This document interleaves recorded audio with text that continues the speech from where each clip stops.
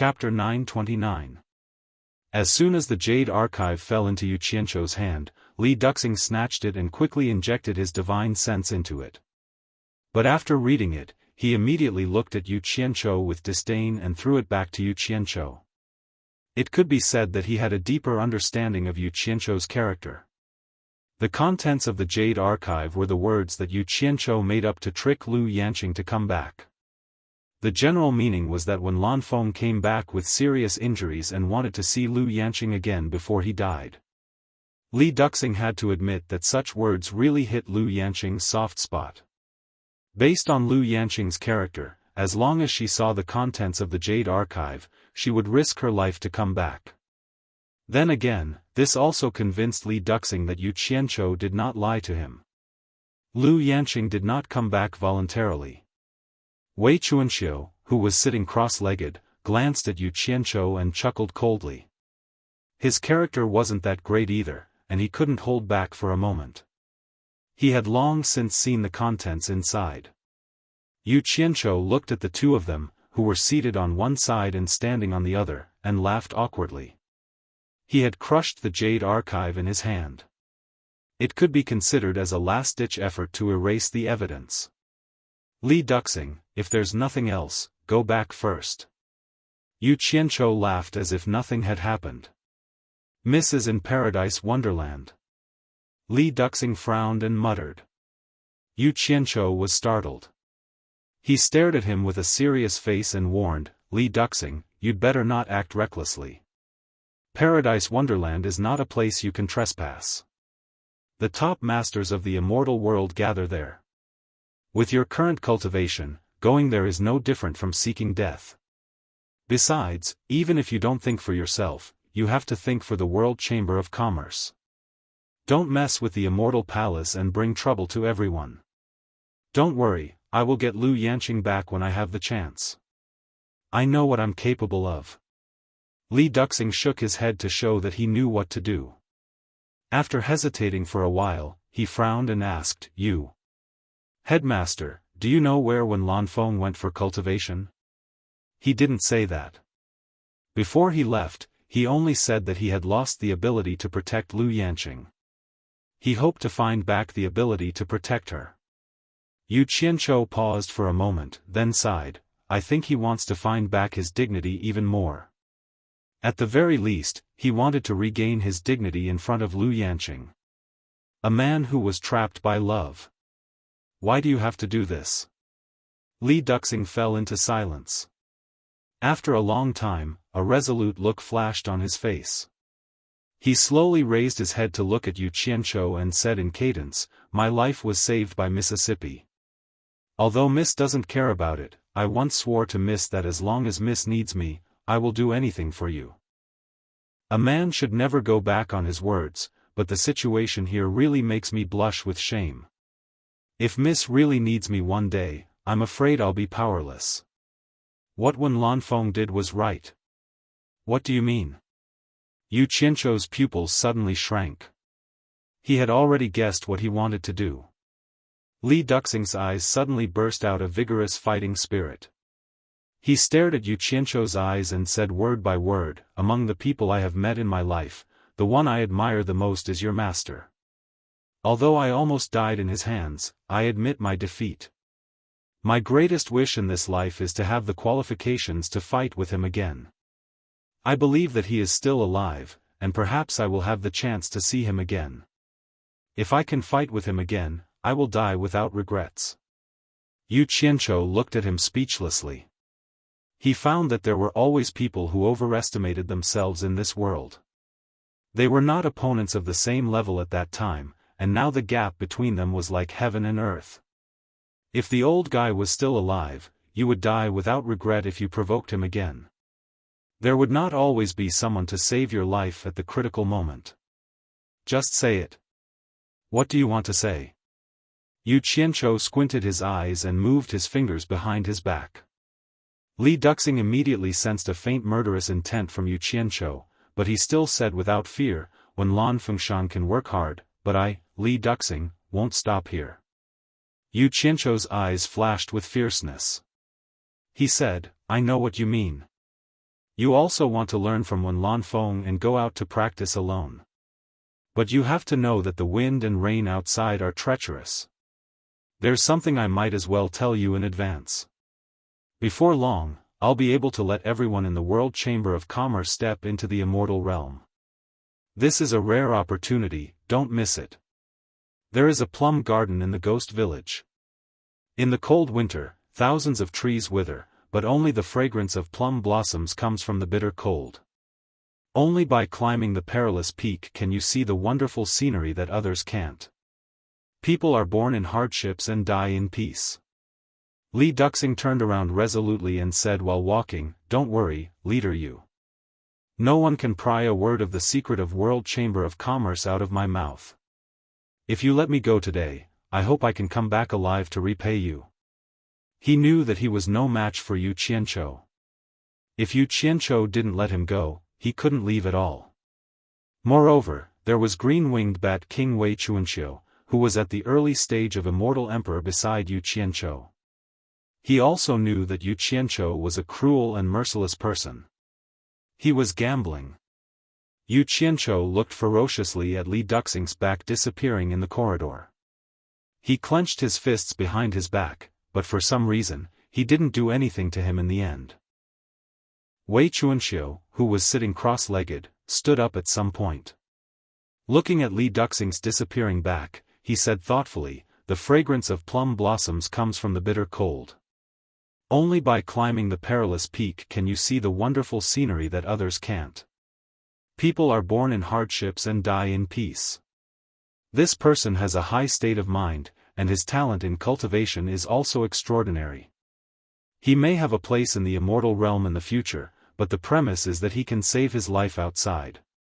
Damn it! You're all crazy and self-righteous. Be careful that no one will collect your corpse when you die outside. Yu Qianzhou waved his hand and shouted very unhappily. Fortunately, Wei Chuanxiu had set a soundproof bounded domain here, otherwise it would disturb Bai Suzhen's repair. To be honest, after getting along with these people for a long time, I always have a question. Where did you get these subordinates of yours in the Huashan realm?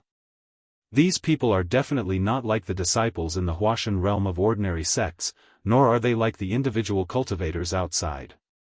Each of them has an extraordinary aptitude, and their talent in cultivation is also stronger than the other. They are all rare seedlings. If they can be given some time and opportunities, their achievements in the future should not be too bad. Yu Qianzhou rolled his eyes on the spot and said, "It's none of your business." Wei Chuanxiu snorted and said, "I saw that you wanted to kill him just now. Why did you let him go? Am I that kind of person who kills innocent people?" Yu Qianzhou said angrily. "Oh."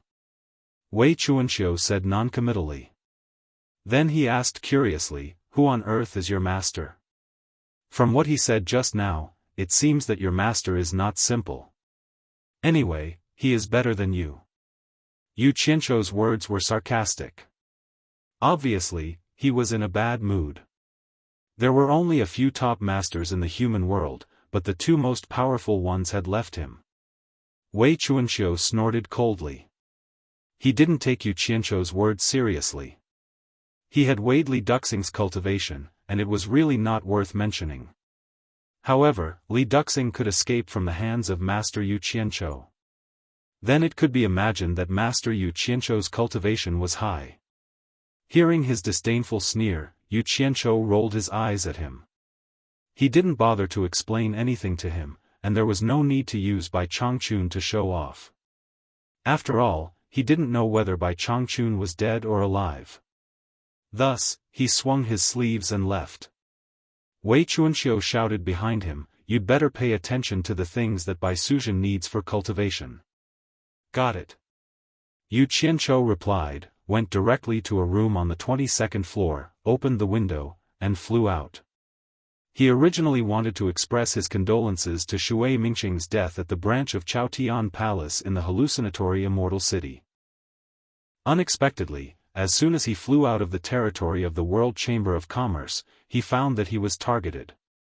Looking back, he saw 3 people in blue following him. Judging from their clothes, they were from the Heartless Palace. It seemed that Yu Nanshan's information was right. Zhangyan Xian really targeted him and wanted to avenge his grandson. Yu Qianzhou sneered. He thought that the people of the Heartless Palace dared not attack him in the hallucinatory immortal city, so he let them follow him. After landing outside the gate of the Chaotian Palace, he looked around. The three people in blue were floating in a triangle above the branch of the Chaotian Palace. It was clear that they didn't want to give him any chance to slip away. Yu Qianzhou didn't bother to pay attention to them and strode into the branch of the Chaotian Palace. As soon as he entered, someone immediately went to inform the elder in charge of the Chaotian Palace. Ye Donglu stood at the door of the back hall with a smile on his face and welcomed him in. After both sides sat down, Ye Donglu asked with a smile, "Welcome, sect leader Yu. What can I do for you?" Yu Qianzhou asked with a dignified expression, "I heard that Shui Mingqing was killed in the Chaotian Palace. Is this true?" Ye Donglu's expression froze. This matter had caused quite a stir in the Chaotian Palace.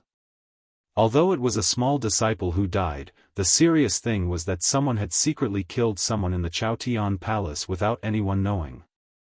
What was even more frightening was that they did not know whether the murderer was an insider of Skyward Palace or an outsider who had sneaked in to do it. However, Shui Mingqing's master, Master Yifuzi, insisted that it was his own people who had done it. He first targeted several of his opponents in the sect.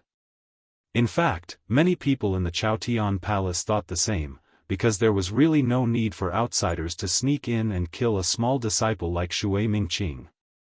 However, because the ranking contest was imminent, this matter was temporarily suppressed by the Chaotian Palace leader. However, after this matter spread to the outside world, there were various versions. Because Shui Mingqing was somewhat famous outside, it became a moderate scandal in the Palace of Heaven. Many people suspected that it was the result of internal strife in the Palace of Heaven. It seems to be true. After a moment of regret, Yu Qianzhou said with an angry expression, "Brother Shui has always been modest and has never offended anyone. I didn't expect someone to kill him. Don't let me know who did it, or I won't forgive him."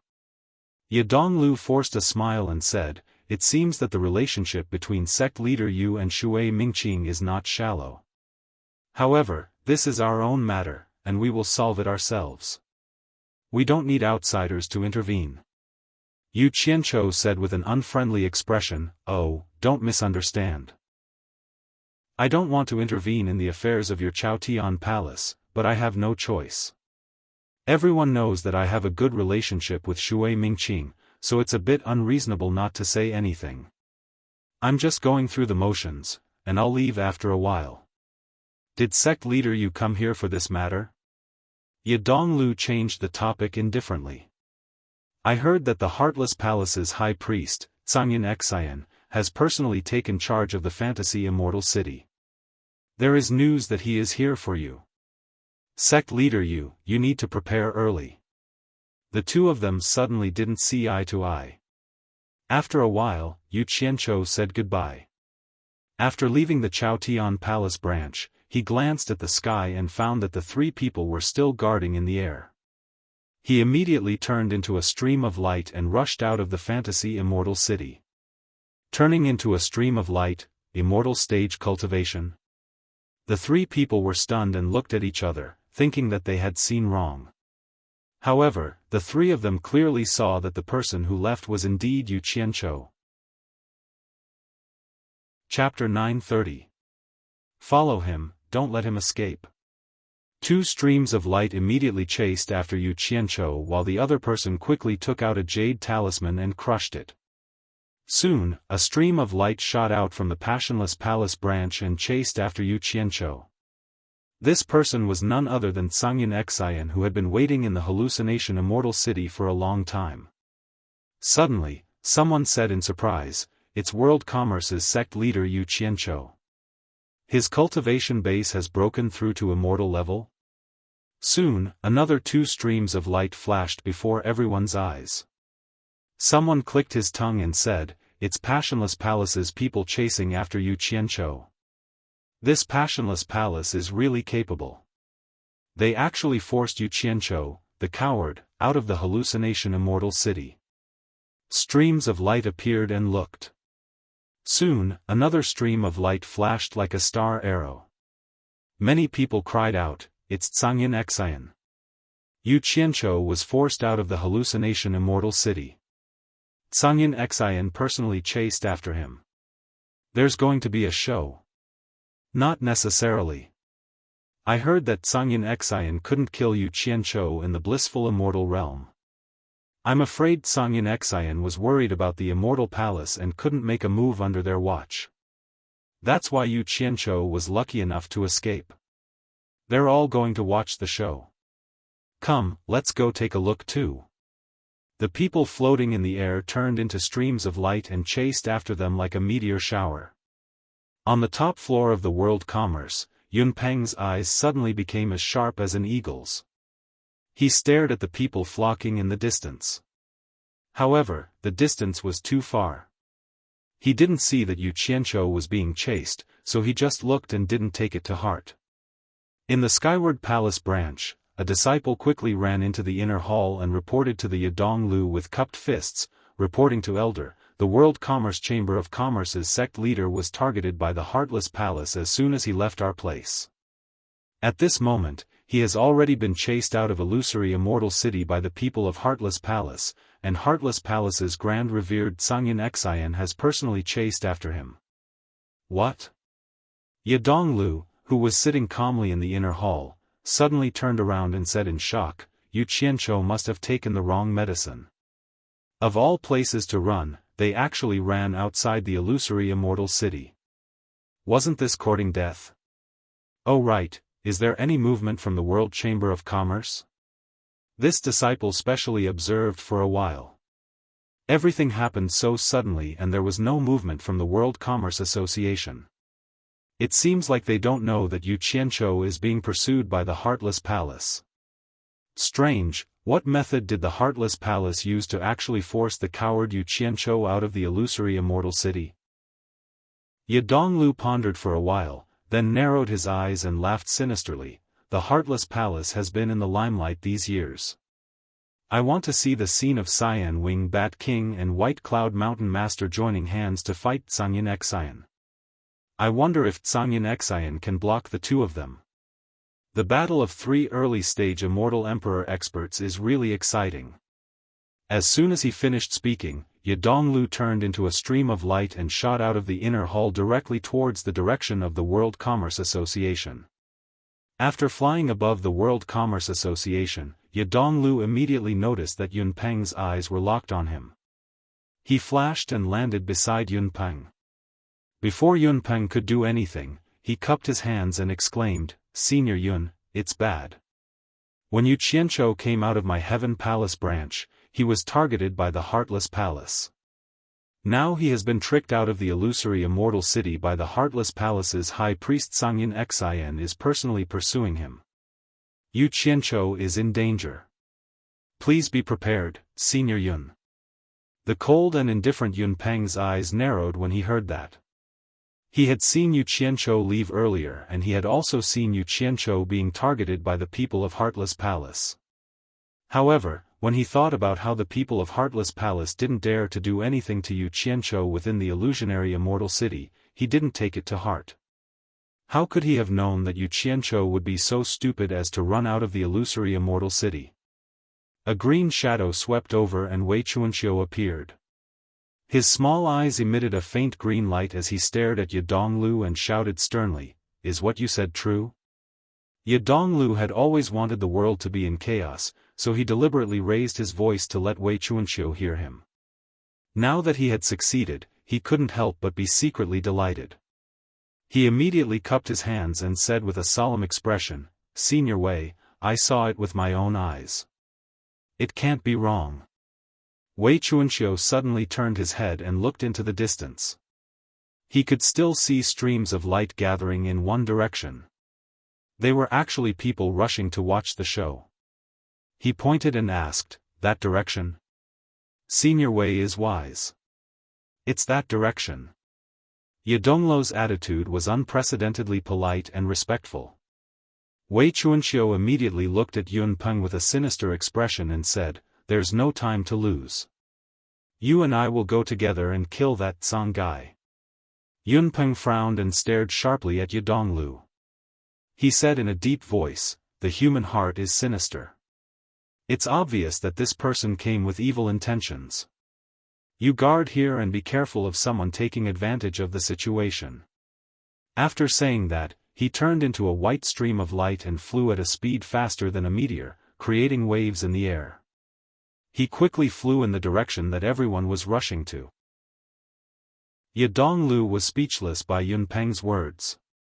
He wanted to explain but found that Yun Peng had already left. He didn't know whether to laugh or cry. He had long heard that White Cloud Mountain Master didn't have a good impression of humans, but he didn't expect his words to be so direct. He didn't even hold back and said that he came with evil intentions in front of him. If he had known earlier, he wouldn't have come personally. Wei Chuanxiu was currently in a very bad mood. In addition to Yun Peng's words, he immediately shouted at Yadonglu, "Scram!" Yadonglu was stunned and wanted to slap himself. He could only blame it on his bad luck and dejectedly left. He also flew in the direction that everyone was flying to watch the show. Wei Chuanxiu cast his gaze into the distance. At this moment, Bai Suzhen was quietly cultivating. Without anyone protecting her, it would be very dangerous for her. However, Yu Qianzhou was in control of his Naiden. If something were to happen, he would be in deep trouble. He calmed his mind and returned downstairs to continue protecting Bai Suzhen. Yu Qianzhou flew as fast as lightning out of the hallucinatory immortal city. He looked back in the air and saw two streams of light quickly catching up. He immediately sneered and muttered, "Good, I'll use you two to test the waters." He immediately held two purple flames in his palms and sped through the air without looking back. At this time, a sudden gust of wind rose high up in the sky, but in the blink of an eye, there was a faint rumbling sound of thunder in the sky. For a time, the wind rose and the clouds surged, and the sky gradually darkened. No one knew where the gray fog came from, but the world was filled with a gloomy haze. The two streams of light that were about to catch up with Yu Qianzhou suddenly felt a huge resistance. Their speed immediately dropped. Their cultivation was clearly higher than Yu Qianzhou's, but at this moment, the distance between them and Yu Qianzhou was getting bigger and bigger. The two looked at each other speechlessly with bewilderment in their eyes. They saw the gale in front of them like stormy waves pushing forward layer by layer. The wind was like a blade, so they had no choice but to protect themselves with their earth energy. They immediately heard the sound of knocking on their earth energy shields. What caused the two of them to be bewildered was that such a rare and powerful wind resistance seemed to have no effect on Yu Qianzhou, who was in front of them. That guy was still flying very nimbly as he frantically fled forward, widening the distance between him and the two of them. The gale became stronger and stronger, and the gray fog in the sky became darker and denser. Not long after, the dark sky was filled with crackling thunderbolts, and the rumbling sound of thunder and lightning could be heard everywhere. Yu Qianzhou was like a swift in the storm, happily shuttling through the crisscrossing thunder. After rushing to the center of the minefield in the sky, Yu Qianzhou immediately calmed down. He suddenly stopped flying and turned around to hover in the air. He coldly looked at the two people who were chasing after him. The gale suddenly weakened, and the two people immediately felt the strong wind pressure disappear. They immediately rushed over, but when they flew to the edge of the minefield, they stopped at the same time. Looking at the unfathomable thick and thin zigzagging thunder under the dark clouds, the two people looked at each other. Thunder was not something to be trifled with. It was impossible to predict when it would strike here and there. Most importantly, the speed of thunder was too fast. It was not much inferior to teleportation, and it was very difficult to dodge. A streak of light shot over, and Grey Cloud Xian appeared between the two of them. He was also startled by the lightning bolts that filled the sky. He did not know how such a situation could occur. Such a dense amount of lightning bolts was simply unimaginable, giving off a feeling of the wrath of the heavens and the resentment of men. Tsangyin Xian, your heartless palace is chasing after me relentlessly. What is your intention? Yu Qianzhou asked despite knowing the answer. Tsangyin Xian's gaze quickly turned to the center of the minefield. He saw Yu Qianzhou standing there quietly. In the darkness, zigzagging and sinister lightning flashed in front of him, behind him, and to his left and right. It was a very shocking scene. The crowd that came to watch the show also looked at each other when they saw this scene. A cold smile gradually appeared on Tsangyin Xian's face. This brat was obviously at the end of his rope. In order to escape, he actually took the risk to hide in the minefield. He immediately laughed wildly and said, Yu Qianzhou, when you killed Song Lianqing, you should have known that this day would come. Now that death is at hand, let's see where you can run to. Run? With just a shameless old dog like you? Yu Qianzhou said with a disdainful expression, the world is so big. I can leave and stay as I please. This was proven when you chased after me in the Paradise Wonderland. What can you do to me? The crowd that was watching the show immediately burst into an uproar. They all sighed at this guy's audacity. He actually dared to speak to Tsangyin Xian like this. It seemed like he really knew that death was at hand and was ready to throw caution to the wind. Under the flickering lightning, Tsangyin Xian's expression was a little twisted. Yu Qianzhou's words had really hit his soft spot. That time, he had let Yu Qianzhou escape right under his nose. He had always been deeply ashamed, and the last thing he wanted was to hear someone mention it to his face. He immediately ordered in a low voice, kill him. Chapter 931. The two people on the left and right looked at the lightning that was like the roots of a large tree and felt their scalps go numb. They didn't have the courage to ask Yu Qianzhou to be struck by lightning, so they couldn't help but be stunned. Yu Qianzhou, who was in the center of the lightning zone, laughed and said, as the saying goes, soldiers are all in one, generals are all in one. The great consecrator of Heartless Palace is afraid of death and actually wants his disciples to come out and die. You have really opened my eyes. Everyone's gazes immediately landed on Tsangyin Xian. Tsangyin Xian's countenance instantly turned ashen. The thunderbolts that filled the sky had indeed caused him to feel apprehensive. He had sent his two disciples to act as a safety measure. He wanted to see how powerful the thunderbolts were.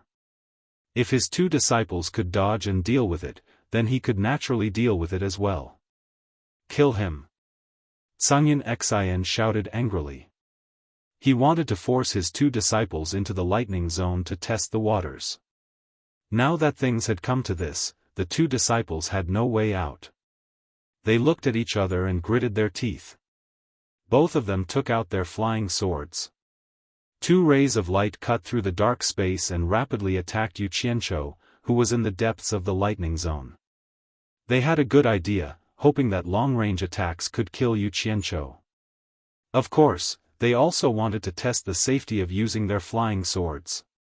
Unfortunately, as soon as the two rays of light entered the lightning zone, they immediately provoked the heavenly thunder. More than a dozen bolts of lightning mercilessly struck down. Two bolts of lightning immediately created two balls of sparks in the air. The two flying swords appeared, but the bodies of the swords were already scorched black. The strand of divine sense that was placed in the swords was also shattered by the heavenly thunder. They lost control and fell from the sky. The crowd that was watching the show gasped. If even the flying swords couldn't get past it, how could a human do it? But looking at Yu Qianzhou, who was in the center of the lightning zone, that guy was quite bold, but his luck was also quite good. Every time the furious lightning passed by him, it just couldn't hit him. It really was like seeing a ghost. The two Heartless Palace disciples looked at each other. With the flashes of lightning, they could see the sweat on each other's foreheads. Their faces were slightly pale. Could they break in? What was the difference between that and suicide? Gray Cloud Xian's expression was gloomy and gloomy. He could naturally tell that it was too dangerous to force his way in. It would be inexcusable to force his two disciples to go in. He was already cursing in his heart. This bastard's luck was really good. Of all places to hide, he just had to hide in this lightning zone. He felt a little helpless and powerless. Yunpeng had long since arrived at the back of the crowd. When he saw this scene, he couldn't help but be taken aback. He hadn't expected something like this to happen. He wasn't in a hurry to make a move, because Yu Qianzhou was hiding in the minefield, and he wasn't very confident that he could enter and exit it freely. "You cowardly tortoise, come out if you have the ability." Cangyun Xian forcefully roared. Yu Qianzhou sneered and said, "Old fart, I'm standing here with an indomitable spirit. Everyone can see that. How can you say I'm a coward? It's obvious that you don't dare to come in, but you're still splashing dirty water on me. Touch your face. Don't you feel ashamed?" Then he suddenly shouted angrily, "Old fart, do you dare to come in and fight me?" As soon as these words came out, the crowd was in an uproar. Gray Cloud Xian was so angry that he was trembling slightly. If he didn't accept the challenge, he wouldn't be able to come out and meet people in the future. A pale golden ball of light suddenly erupted from his body. Protective aura covered his body, and his figure flashed. Without hesitation, he directly entered the minefield. Seeing that he wasn't afraid of the lightning, Yu Qianzhou was slightly shocked and subconsciously prepared to escape.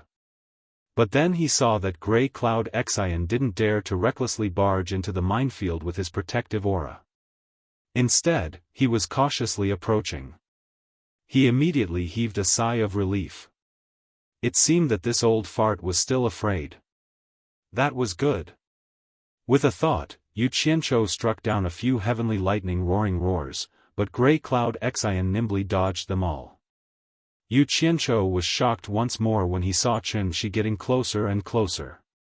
If a fellow with such a cultivation were to close the distance between them, then every single move Chen Shi made might take his life. As soon as he became nervous, the thunderbolts in the sky also became tense. Suddenly, like a series of cannons, they struck randomly in the sky, almost cutting off Gray Cloud Xian's space to dodge. Everyone stared unblinkingly at this terrifying scene. However, Gray Cloud Xian was indeed worthy of being the chief high priest of Heartless Palace. In a situation where he could not dodge, he brazenly raised the defense of his Great Dipper energy to the limit. The pale golden protective aura on his body immediately became overflowing with flowing light, like a bright pearl in the dark sky. Several heavenly lightning roaring roars struck the protective aura, but it only made him tremble slightly. He actually forcefully withstood it with his great cultivation. "Humph. That's all you've got?" Gray Cloud Xian stared at Yu Qianzhou and sneered, "Let's see where you can run today." Facing the dozens of thunderbolts, he didn't even dodge. With a whoosh, he forcibly rushed toward Yu Qianzhou. "Damn it! You're awesome." Yu Qianzhou was so frightened that he trembled. He immediately clenched his fists. The dark clouds in the sky immediately flashed with lightning and thunder, illuminating the sky and earth in a vast expanse of white. It seemed that Gray Cloud Xian's arrogant words had completely angered him. Everyone was stunned by the scene in front of them. There seemed to be countless thunderous hands reaching out from the dark clouds and grabbing towards Cangyun Xian.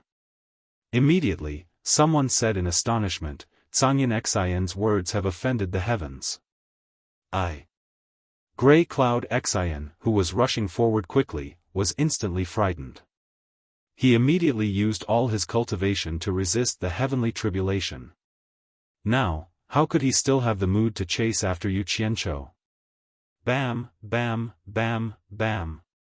Hundreds and thousands of explosions blasted on Gray Cloud Xian's aura shield.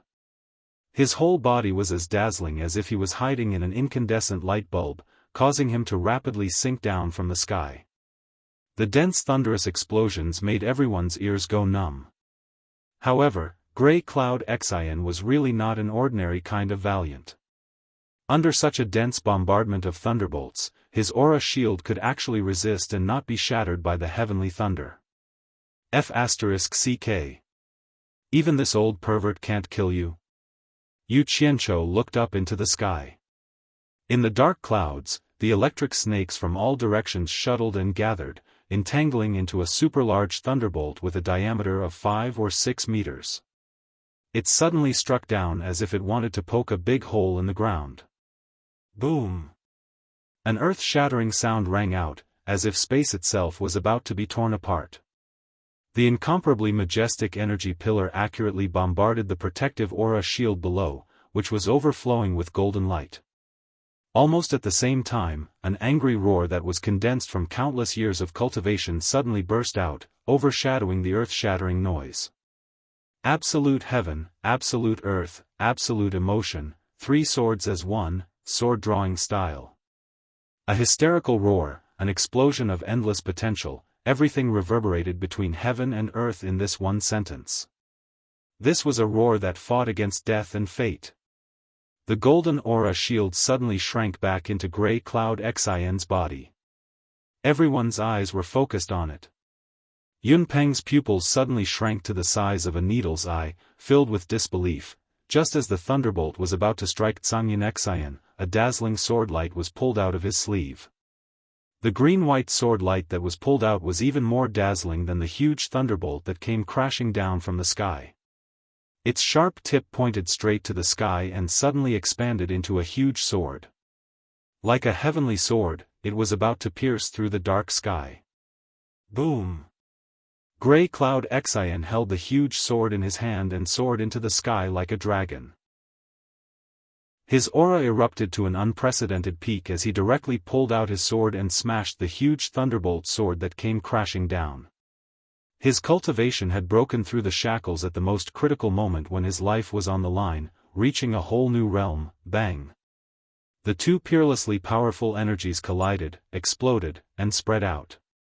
The space shook violently, and the powerful shock wave was like the explosion of a nuclear weapon, rushing out in all directions with an unstoppable momentum.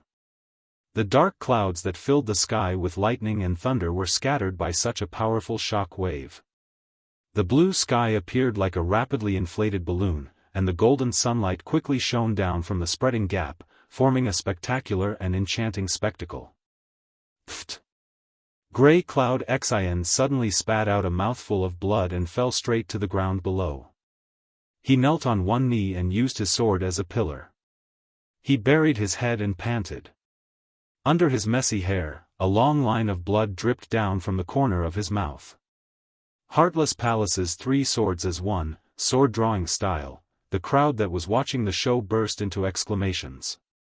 Everyone turned around and fled under the pursuit of the huge shock wave. Oh my God! Was he still human? This was like the explosion of a nuclear weapon.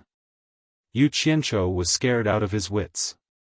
There was a trail of blood on his lips, and he looked at the shock wave in disbelief. Almost at the same time as the shock wave exploded, a loud and resounding cry rang out. The cloud rock brazenly revealed its true form. It spread its jade-white wings and spun like a shuttle. It drew a dazzling white light and directly rushed towards the shock wave, brazenly traversing the majestic shock wave. Just as Yu Qianzhou came to his senses and was about to flee back to Utopia in fear, he suddenly saw the cloud rock pouncing over in its true form, wrapping its 2 large claws around him. After grabbing Yu Qianzhou, the cloud rock spread its wings again and soared into the sky. In the blink of an eye, it soared into the sky and narrowly avoided the shock wave below. A pair of large golden eyes stared down below. Grey Cloud Xian, who was on the ground, was also looking up at him with his head raised. The cloud rock did not stay any longer. It carried Yu Qianzhou and quickly flew towards the illusory immortal city. Cloud rock. You can protect him now, but you can't protect him forever. Grey Cloud Xian's angry roar resounded through the heavens and earth. He knew that he could not catch up to the cloud rock. Moreover, he was injured, so he could only roar to vent his anger. Within the illusory immortal city, almost all the people from the various sects flew into the sky, including the people from the Chamber of Commerce Alliance. An earth-shattering sound came from afar, and it indeed shocked everyone. This kind of commotion could only be caused by a battle between immortal emperors. A white stream of light flew towards the World Commerce Alliance at an unbelievable speed. The experts of the various sects in the illusory immortal city immediately saw that it was the cloud rock flying in its true form. Everyone had more or less received the news that Grey Cloud Xian had gone to chase after Yu Qianzhou. Now that they saw the cloud rock flying in its true form, coupled with the commotion just now, everyone had reason to suspect that the cloud rock and Grey Cloud Xian were fighting. The great bright wheel, which was floating in the sky, frowned and shot towards the World Commerce Alliance in a flash. Chapter 932. Yu Qianzhou's body flashed and landed on the rooftop of the World Commerce Association. Yunpeng quickly returned to his original form and landed as well. Both of them didn't look too good, especially Yu Qianzhou, whose mouth was still stained with blood. Wei Chuanxiu quickly sized up the two and heaved a sigh of relief when he saw that there was nothing wrong with them. He had also been alarmed by the huge commotion in the distance. At this moment, De Mingluan flashed over and looked at Yunpeng and Yu Qianzhou. He said in a low voice, "Yunpeng, did you fight with Zhangyan Xian?" Yunpeng shook his head with a grave expression. "Fuck. That old bastard is really abnormal. Is he interested in me pretending to be a pig to eat a tiger? He actually hit a big killer move." Yu Qianzhou spat out a mouthful of bloody saliva and cursed as he wiped the blood off his mouth. Although Zhangyan Xian's earth-shattering attack didn't directly affect him, he was injured by the momentum that shook the heaven and earth. It would have been better if he hadn't spoken, but as soon as he did, Wei Chuanxiu's anger flared up and he yelled at him, "Kid, there's something wrong with your brain. You knew that guy was waiting for a chance to deal with you, but you still dared to run out of hallucinatory immortal city. You're courting death. It doesn't matter if you die, but don't drag others down with you." Yu Qianzhou opened his mouth but shut it in the end. He wanted to lure Zhangyan Xian out by relying on his ability to control the heavenly lightning. Who knew that Zhangyan Xian was indeed an expert at the immortal emperor stage? His cultivation was simply too powerful. He wasn't someone that Mo Wuji could deal with. He finally understood that with his early minor immortal cultivation, it was better to avoid provoking immortal emperor experts in the future. De Mingluan looked suspiciously at Yu Qianzhou and asked Yunpeng, "Such a big commotion, if it wasn't you fighting Zhangyan Xian, could it be him? Or could it be someone else?" Yunpeng was stunned by the question. He thought about it carefully and really didn't know who Zhangyan Xian was fighting. Yu Qianzhou rolled his eyes and remained silent. Wei Chuanxiu scratched his head and said, "Is there something you can't tell us?" Yunpeng shook his head and said, "This is really unimaginable. I don't know who he is fighting with, but..." Zhangyan Xian's potential exploded at the critical moment. He actually broke through to the intermediate stage of the Immortal Emperor stage in one go and comprehended the Heartless Palace's 3 swords as one sword drawing style in one go. It was precisely because of the formidable power of the 3-in-1 sword drawing stance that he was able to survive. Otherwise, he would have definitely died this time. Heartless Palace's 3-in-1 sword drawing style. Great Bright Wheel and Wei Chuanxiu exclaimed at the same time, their faces filled with disbelief. "Not bad." Yunpeng nodded slowly and said, "Absolute heaven, absolute earth, absolute emotion, 3 swords as one, sword drawing technique." After a moment of silence, Wei Chuanxiu let out a sigh of relief and exclaimed, "This is really unexpected." Zhangyan Xian actually comprehended the 3-in-1 sword drawing stance. The Heartless Palace's position as the #1 sect in the celestial world is becoming more and more stable. Seeing the 3 early-stage Immortal Emperor experts exclaim repeatedly, Yu Qianzhou couldn't help but ask, could it be that this sword-drawing stance is very famous in the celestial world? Wei Chuanqiu subconsciously replied inside, the Heartless Palace's sword-drawing stance is famous in the celestial world. It is the Heartless Palace's ultimate technique. The Heartless Palace relied on this technique to secure their position as the #1 sect in the celestial world. The sword-drawing style has 1 absolute heaven, 2 absolute earth, and 3 heartless. Most of the Heartless Palace's disciples would find it extremely difficult to master the first sword, let alone the last 2. It's even more difficult to fuse the 2 sword styles into 1 sword-drawing style. In that case, isn't Sangyin Xian's 3-in-1 sword-drawing stance the strongest sword-drawing stance of the Heartless Palace? Yu Qianqiu asked. Yes. Wei Chuanqiu said in amazement. Before this, only the sect leader of the Heartless Palace, Wang Qing, could fuse 3 swords into 1 sword-drawing stance. It is said that Wang Qing was a very handsome man, but in order to sever his emotions and desires to fuse 3 swords into 1 sword-drawing stance, he killed his wife and children and killed his entire family. In the end, he didn't stop and didn't even let himself off. He actually destroyed his own face. In the end, his hard work paid off and he really mastered the 3-in-1 sword-drawing stance. Because of this, most of the other sects in the celestial world became family sections. Only the Heartless Palace is an exception. Deming Luan nodded slightly, looking at the past and present. Those peerless experts have a mind that is hard to reach. Very few of them would drag their families down with them. These words made Yu Qianqiu sigh. He first thought of his master. Bai Changchun was the same. He pursued the peak of cultivation and didn't care about his family. Yu Qianqiu thought of himself and couldn't help but smile bitterly in his heart. Suddenly, Yunpeng thought about it and interrupted, if I'm not wrong, Sangyin Xian should be thankful for what happened today. If he wasn't forced into a desperate situation, it would be very difficult for him to break through this shackle and instantly comprehend the 3-in-1 sword-drawing stance of the Heartless Palace. I have to say that it's fate. It can be considered his luck. Yu Qianqiu was taken aback. He gulped with difficulty and said, you mean that the reason Sangyin Xian was able to comprehend the 3-in-1 sword-drawing style was because he was forced to do so by that bolt of lightning? That's just my guess, but I'm pretty sure that's the case. Yunpeng glanced at him and said, otherwise, based on the fact that you killed his only grandson, he wouldn't have bothered talking to you in that situation. Once he used the 3-in-1 sword-drawing stance, you would have been dead. Why did he have to suffer so much and only draw his sword in the end? Yu Qianqiu was dumbfounded. In that case, he had helped Sangyin Xian greatly by not killing him with the heavenly lightning?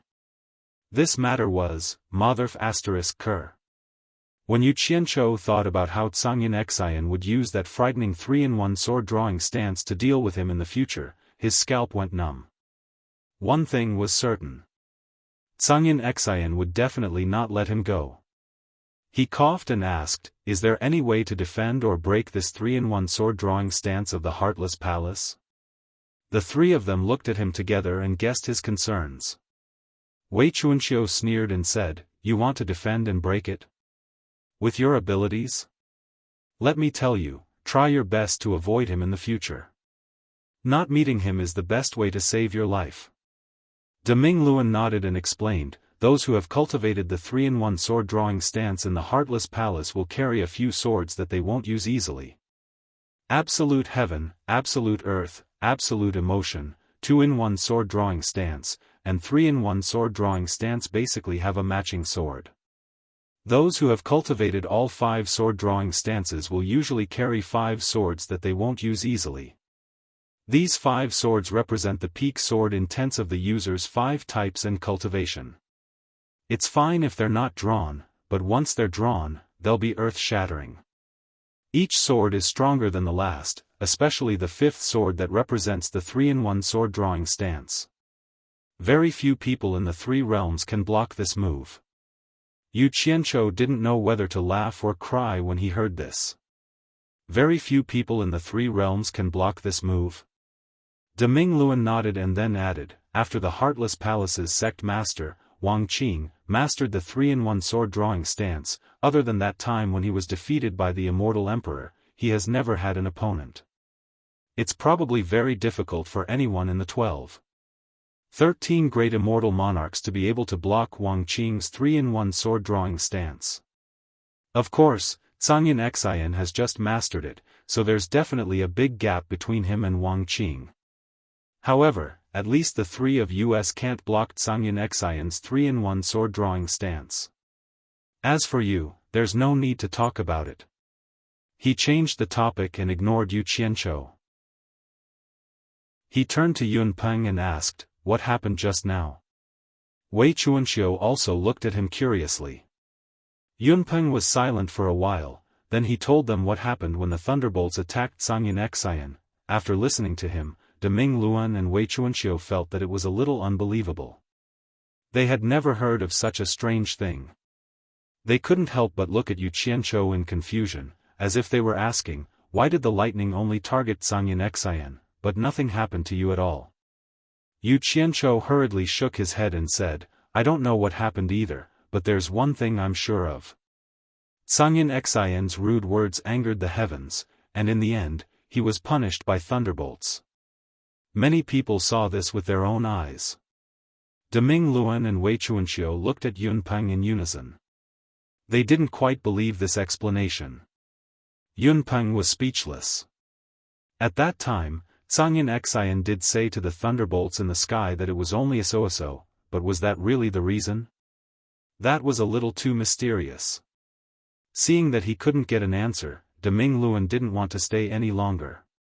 After all, because of his identity, he couldn't stay for long, so he immediately said goodbye to them and left. Apart from Yun Peng on the rooftop, the other two went down to the 22nd floor. In the corridor, Wei Chuanxiu suddenly asked sneakily via voice transmission, "Yu Qianzhou, tell me honestly. Are you related to the heavenly lightning targeting Zhangyan Xian?" Yu Qianzhou asked curiously, "Why would you have such an idea? Do you think I can control the heavenly lightning?" He did not directly say that he couldn't control it and let the other party think about it himself. Wei Chuanxiu frowned and thought about it, but she also felt that it was unlikely. After the two of them split up, Yu Qianzhou returned to Utopia. He first looked for Zhang Peng to ask about the progress of the pill refinement. Chen Feng did not delay, but after all, he had limited manpower, and the speed of the refinement was indeed not satisfactory. He paced back and forth in the military camp's conference room for a while before disappearing. In China, the headquarters of the Hong Gang and the Qing Gang were still under the big tree in front of the flat ground halfway up the mountain behind the mountain god temple. Hong Qi and Gu Qingyun were summoned together. Yu Qianzhou looked at the mountain god temple with green smoke curling up from the foot of the mountain. He reached out to touch the rough bark of the big tree and slowly said, "Gu Qingyun, immediately send a group of people overseas to search for the volcanic island. Hong Qi, send someone to pass on my order. Gather all the cultivators in the world who know how to refine pills and gather in the East Holy Land." Chapter 933. Gu Qingyun, on the other hand, had no objections and immediately accepted the order. However, Hong Qi was somewhat hesitant. "Master, you just told me this matter before, I still haven't figured out the situation. I'm afraid it will be difficult to gather all the cultivators in the world who can refine pills in a short period of time. Why don't you give me some time first? There's no time for you to slowly prepare." Yu Qianzhou turned around, looked at him and said slowly, "Directly order the recruitment to the entire cultivation world. If anyone is found to be avoiding the recruitment, kill without mercy. There's no need to play cat and mouse with them at this time. Whoever wants to play can die." "Understood." Hong Qi cupped his hands in response. After Yu Qianzhou explained the matter clearly, he did not stay any longer and disappeared in the blink of an eye.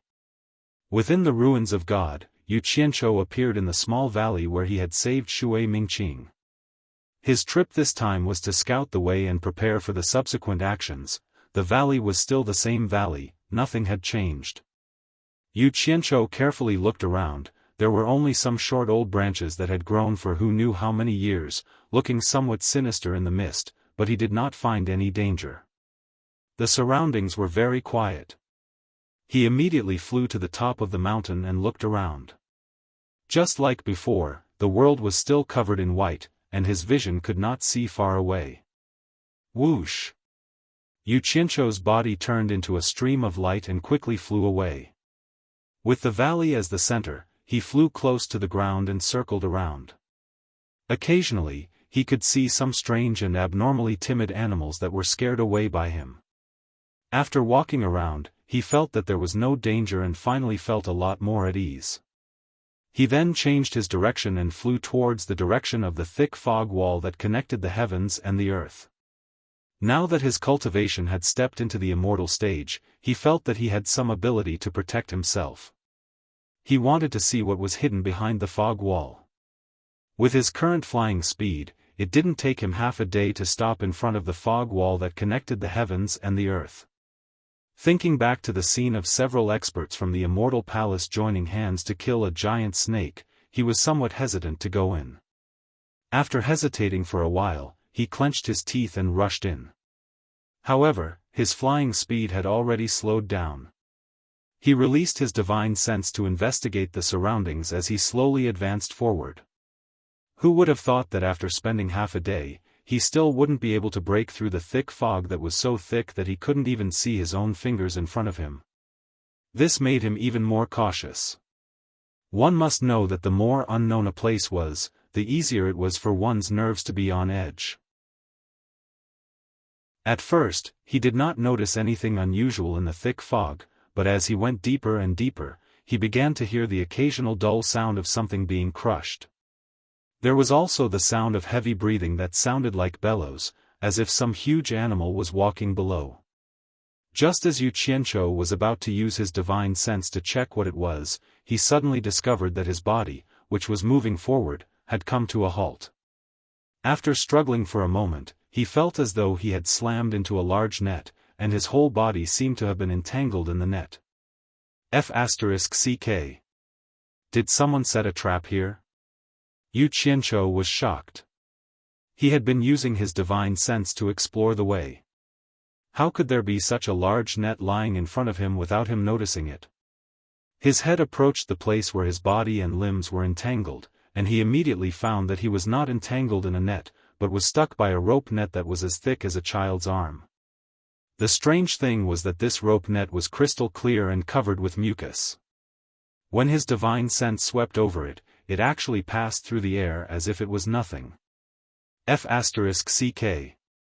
What the hell is this?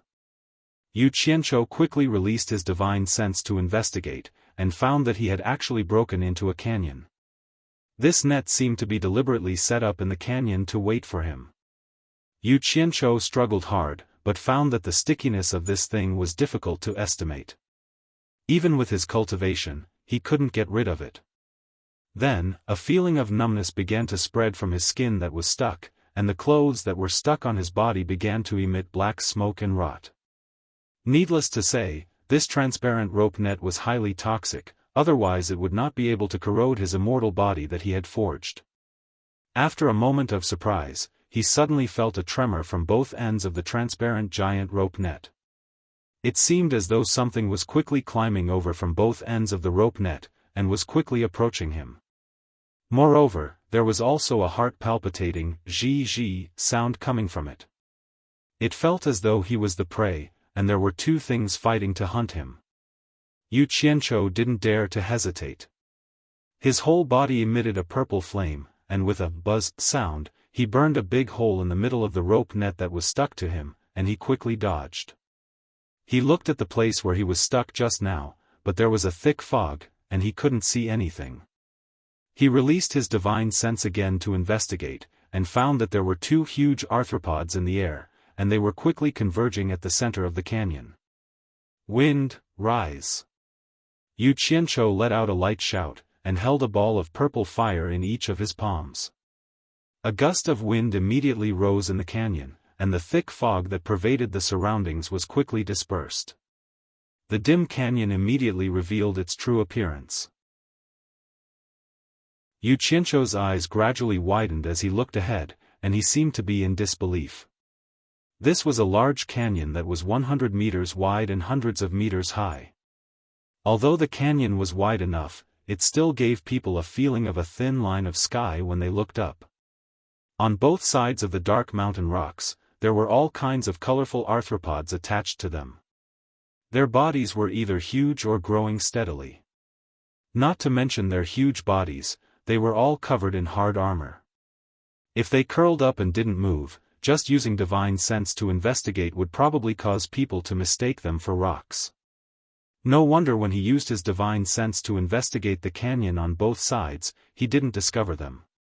Following the use of the purple fire energy to create a gust of wind that whistled through the canyon, pairs of tentacles began to extend from the craggy mountain rocks.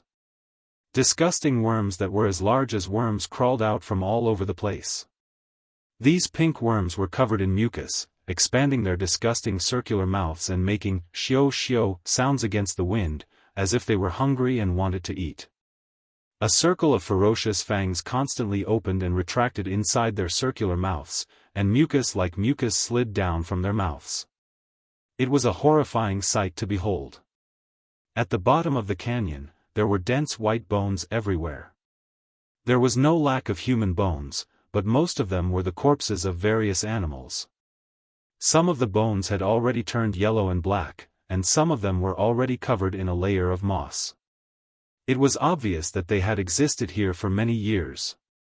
It was unknown how many corpses and bones had accumulated in the canyon over the countless years. Some strange animals climbed on top of the various skeletons, constantly sniffing, as if they wanted to find some scattered meat on the skeletons to fill their stomachs. Yu Qianzhou frowned. He never thought that there would be such a disgusting place in the ruins of God. His gaze then landed on the large net in the middle of the canyon. Although he had burned a large hole in the middle, it did not affect his ability to recognize its full appearance. It was actually a giant spider web. Two big, fluffy, colorful spiders with a body size of 5 to 6 meters crawled to the gap in the broken web.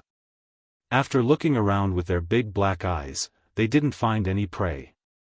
Then, they quickly spat out crystal-clear spider silk that was as thick as a child's arm, quickly repairing the damaged area.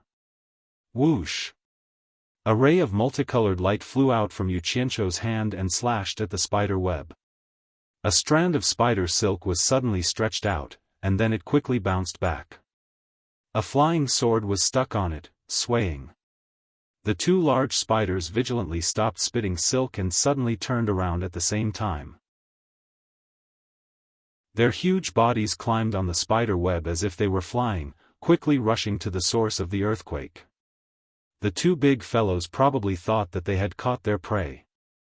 The large spider that was closer naturally had the advantage of being in a favorable position. It was the first to reveal two light golden, curved, sharp teeth that were as long as a child's arm. He quickly clamped onto the flying sword and chewed it happily. With a ding sound, the flying sword was immediately broken into two pieces. It seemed to realize that it was not the food it had imagined, so it turned around and gave up. The flying sword that had been broken into two pieces swayed on the spider web. The spider that caught up with it pounced on the flying sword and chewed on it. With a ding, it similarly broke the flying sword into two pieces. It shook its head disinterestedly and turned around to continue mending the spider web. Yu Qianzhou, who had his eyes on the spider web and wanted to test its toughness, did not expect to see such a scene. He immediately let out a breath of cold air. The quality of the flying sword was not bad. It was given to him by Hui Yunlong, but he did not expect it to be bitten into two by the spider in just 2 bites. Oh my! What kind of spider is this? Its jaws are so powerful, and the spider silk it spits out is also extraordinarily tough. Even a flying sword can't cut it. Yu Qianzhou mumbled to himself. His eyes gradually brightened. He quickly took out the Jade Archive and found the one with the records of the various beasts. In the end, even after going through it a few times, he could not find the original form of the spider in front of him. This made him even more astonished. Logically speaking, such a powerful spider could not possibly be a nobody. Why was there no record of it in this jade archive? Could it be a new species? He looked at his surroundings. If he had not accidentally stumbled into this place, he probably would not have been able to discover them. He wondered how many years these fellows had lived in this place. Yu Qianzhou looked around and found that there were only 2 of these spiders in the entire valley. His gaze fell on the spider web. He felt that it should be of great use, but he did not know how to collect it. He then looked at the pale golden jaws of the 2 spiders. He felt that they should be of great use as well. Just as Yu Qianzhou's eyes lit up and a purple flame flying sword materialized, ready to slaughter the 2 spiders and pry out their jaws, he saw that the 2 spiders had already mended the spider web. Their heads arched together for a while, then they crawled to the other end of the spider web together. Chapter 934. As soon as the 2 spiders climbed up the craggy mountain wall, the arthropods and ugly worms around them quickly retreated, as if they were extremely afraid of the 2 spiders. Those that could hide in the cracks on the mountain wall all shrank back. However, the 2 fellows suddenly seemed to have gone mad. Their 4 pairs of slender limbs quickly waved and rushed into the retreating swarm of worms. The 4 pairs of limbs were like the scythes of the Grim Reaper, madly waving about and slaughtering. The 8 sharp limbs stabbed in and killed one worm after another. The 2 fellows were like tigers that had entered a flock of sheep, wantonly slaughtering. They didn't know what was wrong with them, but it seemed like they hadn't offended them at all. However, even a rabbit would bite when it was cornered, let alone these evil creatures that lived here. A group of centipede-like, dark red, 1 meter long, multi-legged reptiles that were much larger than the centipedes launched a frenzied counterattack, engulfing them like a tidal wave. For a moment, all kinds of ear-piercing screeches sounded from the mountain wall. The entire mountain wall was in chaos.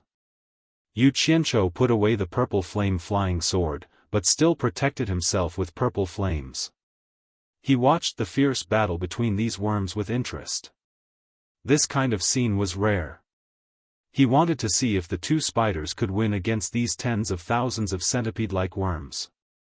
The situation was obvious. Since the 2 spiders dared to start a war, they were clearly very confident and didn't fear these pseudo-centipedes at all. They waved their 8 sharp limbs and quickly killed their way out of the heavy encirclement. With a casual wave of their limbs, several worms fell to the bottom of the valley. Meanwhile, an animal that looked like a mouse would immediately crawl out from the bottom of the valley and quickly eat the worms that fell. Although the tens of thousands of worms were brave, it seemed like they couldn't bite through the carapace of the 2 spiders. Just like that, groups of worms were beaten to the bottom of the valley. Not long after, more than half of them were dead or injured. These worms clearly knew that this couldn't go on for long, so they quickly retreated in defeat and fled in all directions. The 2 large spiders also stopped their chase. Their abdomens each spat out a strand of spider silk towards the rock. With a whoosh, they dropped down to the bottom of the valley. Those animals that looked like mice immediately fled, obviously very afraid of them. As soon as the 2 large spiders landed on the ground, they immediately waved their 8 large limbs and pierced through the pile of reptile corpses. Not long after, their 8 limbs were filled with reptile corpses like roasted lamb skewers.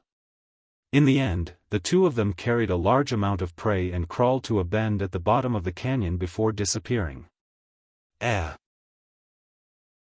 Could it be that there's a nest down there, and they're returning to their nest? Yu Qianzhou muttered to himself.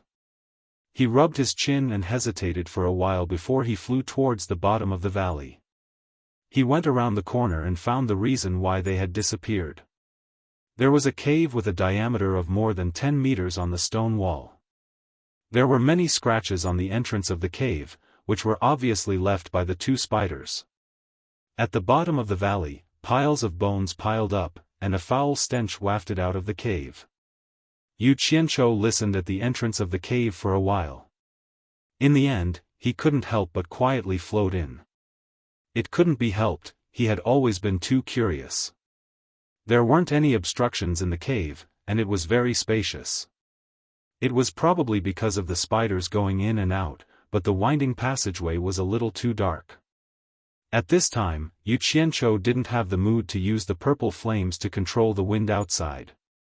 The canyon outside the cave was filled with thick fog after a while. After walking along the passageway of the cave for about a kilometer, there was a faint phosphorescent light in front of him. Specks of phosphorescent light appeared on the walls of the cave. The deeper he went, the brighter the light became. In the end, he could already see things normally. Suddenly, a creaking sound like metal rubbing against each other came from the end of the cave. From it, one could hear a kind of irritable emotion, which was obviously coming from an animal. Yu Qianzhou was slightly startled, and then he sped up and flew over. Not long after, he saw the end of the cave. Before he understood the situation, he didn't dare to expose himself. His whole body quietly entered the cave wall. After passing through the mountain to an advantageous position, he poked a small hole in the wall and squinted his eyes to peek inside. At the end of the cave was a huge space. It was like an inverted spindle in the belly of the mountain. There were many huge stalagmites hanging upside down. In the center of the largest stalagmites, there was a huge spider web with a diameter of several hundred meters. However, there was nothing on it. There was a spider silk hanging down from the spider web. Yu Qianzhou adjusted his vision and followed the spider silk to look at the place where the violent noise was coming from. In the end, he didn't know if he didn't look, but after he got a clear look, he was immediately alarmed. He saw a giant spider about 10 meters in size waving its legs, kicking the reptile corpses that the two spiders had brought over. It was unknown if it was dissatisfied with the food or if it was sick of it. Not only was this giant spider bigger than the two spiders he had seen before, but its body was also light gold in color, especially its 4 pairs of limbs, which were like golden spears. The pair of jaws on its mouth was a mixture of red and gold, and there was a faint glow flowing on them. It was not like the two spiders with colorful and furry bodies. Its carapace was bright and clean. If one did not pay attention, they would almost be mistaken for a crab. At this moment, the Spider King suddenly used its hind legs to prop up its body. Its abdomen was covered with densely packed balls. Each of them was the size of a fist, and there were probably more than 1,000 of them. They were glistening yellow and clean. Suddenly, it used its 2 front legs to pluck a yellow ball from its abdomen and raised it up. Yu Qianzhou could vaguely see the shape of a small spider inside the yellow ball. Needless to say, it was definitely a spider egg. However, what surprised Yu Qianzhou was that the Spider King actually stuffed the spider egg into its mouth and chewed it. It seemed to be eating it with relish, and when one was not enough, it plucked another one and stuffed it into its mouth. Just like that, it ate more than a dozen. It actually ate its own eggs. It really was a heartless beast. Yu Qianzhou's expression could not help but twitch. He was not the only one who could not stand it anymore. The 2 colorful spiders also surrounded the Spider King and let out a sorrowful squeak, as if they wanted to stop the Spider King from doing this. After eating more than a dozen spider eggs, the Spider King was finally satisfied. It propped its upper body up and lay back on the ground. The 2 colorful spiders immediately stabbed the scattered reptile corpses and piled them in front of the Spider King. The Spider King looked a little disinterested as it slowly swallowed the reptile corpses in front of it.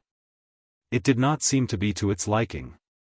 After eating, it waved its front legs impatiently and chased the 2 big spiders away. Then, the Spider King turned around and pulled on the spider silk hanging in the air, slowly climbing up the spider web. Just as it was about to climb to the top of the spider web, its careless gaze suddenly paused, and its huge body also stopped moving in the air. Its gaze found a small hole in the mountain wall, and its gaze met with the gaze of the person inside. Yu Qianzhou was startled. He seemed to see a trace of a smile in the other's eyes. The spider is smiling at me? Then he thought to himself, oh no. He had been discovered. He did not know if this Spider King was strong or if he could handle it. But when he thought that he could escape at any time, he calmed down and looked outside. Then, he was stunned again. He saw that the huge silhouette had disappeared from the spider web. Instead, a net bed had appeared on the spider web, and a beautiful woman in flowery clothes was lying on it. She was looking at him with a smile. "It's been a long time since I had a guest in my cave abode. I wonder which esteemed guest has arrived. Why don't you come out and meet me?" the woman in flowery clothes said with a smile. Damn! This savage beast could already assume human form. Yu Qianzhou checked the other party's cultivation and found that she was only at the early stage minor immortal stage, about the same as him. Immediately, he felt more at ease. The wall in front of him melted away and Yu Qianzhou walked in openly. You are human?" The woman in flowery clothes who was lying on her side sat up from the net bed in surprise. Then, she floated down and circled around Yu Qianzhou to size him up. There was a look of disbelief on her face. "Of course I am human." This question made Yu Qianzhou feel depressed. However, from the other party's point of view, they were not the same kind, so it was understandable for her to ask such a question. Yu Qianzhou remained vigilant as he sized up the other party. The woman in flowery clothes had a fair and clean face. Her appearance was also very beautiful, and she had the temperament of a noble lady. However, the most conspicuous thing was her belly, which was bulging and looked like she was about to give birth after 10 months of pregnancy. However, when he thought of the scene of her eating his child, Yu Qianzhou suddenly felt nauseous. After circling a few times, the woman in flowery clothes rubbed her big belly with both hands and stopped in front of Yu Qianzhou. She frowned and said, "That's strange. How can a human enter the divine ruin realm now? Logically speaking, it should be 100 years later. Could it be that you didn't get out in time when the divine ruin realm closed last time?" Yu Qianzhou made a non-committal sound. The woman in flowery clothes immediately clicked her tongue in surprise and said, "So you have some ability. Otherwise, how could you have survived until now with your early stage minor immortal cultivation? I wonder why you called me out?" Yu Qianzhou asked indifferently. "Yo!" The woman in flowery clothes felt that it was somewhat inconceivable and said, "You trespassed into my cave abode, and now you're in the right. If there's nothing else, I won't accompany you. Goodbye." Yu Qianzhou flashed and flew out of the cave, too lazy to pay attention to her. "Stop, do you think my place is a place where you can come and go as you please?" The woman in flowery clothes immediately sneered and said, "I haven't eaten human flesh for a long time. It's a good change of taste." Then she spread her arms and a white light flashed out from her sleeves. A dense spider web instantly spread out and covered most of the cave abode, trapping Yu Qianzhou inside. The woman in flowery clothes pulled the other end of the rope net and sneered, "Now that you've fallen into my net, let's see where you can escape." Just as she was about to pull Yu Qianzhou over, she saw that his body suddenly emitted a purple flame, burning the rope net that trapped him into ashes on the spot. Chapter 935. "Stop, do you think this is a place where you can come and go as you please?"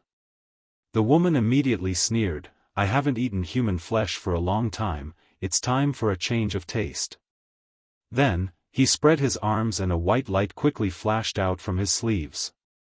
A dense spider web instantly spread out and enveloped most of the cave, trapping Yu Qianzhou on the spot. The woman pulled the other end of the rope net and sneered, "Now that you've fallen into my net, let's see where you can escape." Just as he was about to drag Yu Qianzhou over, he saw a purple flame suddenly erupt from the other party's body, burning the rope net that trapped him to ashes on the spot. Purple flame. The woman cried out involuntarily. Her spider clan was most afraid of fire, especially the spider silk that spiders spit out. Raging fire was the natural nemesis of spider silk, and it would usually burn when it encountered fire. Of course, for a spider demon like her, ordinary raging fire naturally couldn't do anything to her, but now she saw the purple flame of the supreme flame. How could she not be afraid when her nemesis was in front of her? Even in her dreams, she had never thought that she would meet someone who could control the purple flame when she acted rashly. Yu Qianzhou floated in the air, his whole body burning with purple flames. He slowly turned around and stared at her coldly. Although you're a spider demon, I've never killed a pregnant woman. I originally wanted to spare your life, but who knew that you wouldn't know what's good for you? You're courting death, don't blame me. Feeling the pressure of the purple flame, the woman's limbs immediately became weak. Her expression was somewhat bitter as she cupped her hands and said, Your Excellency, I've been presumptuous. Please, for the sake of the child in my stomach, temporarily stop and listen to my explanation. For the sake of the child in your stomach? How dare you say such words? Yu Qianzhou immediately flew into a rage and said, Do you think I didn't see what you ate earlier? I know what you saw, but there's something you don't know. The woman smiled bitterly. Even if I don't eat them, they won't be able to survive. I can't explain this to you in a short time, and you don't have the patience to listen to me slowly. I just want to tell you that I'm the only female spider left among the temple rainbow spiders. If I die, my race will be in danger of going extinct. I hope your excellency can show mercy. Once Yu Qianzhou became angry, he was definitely a ruthless person.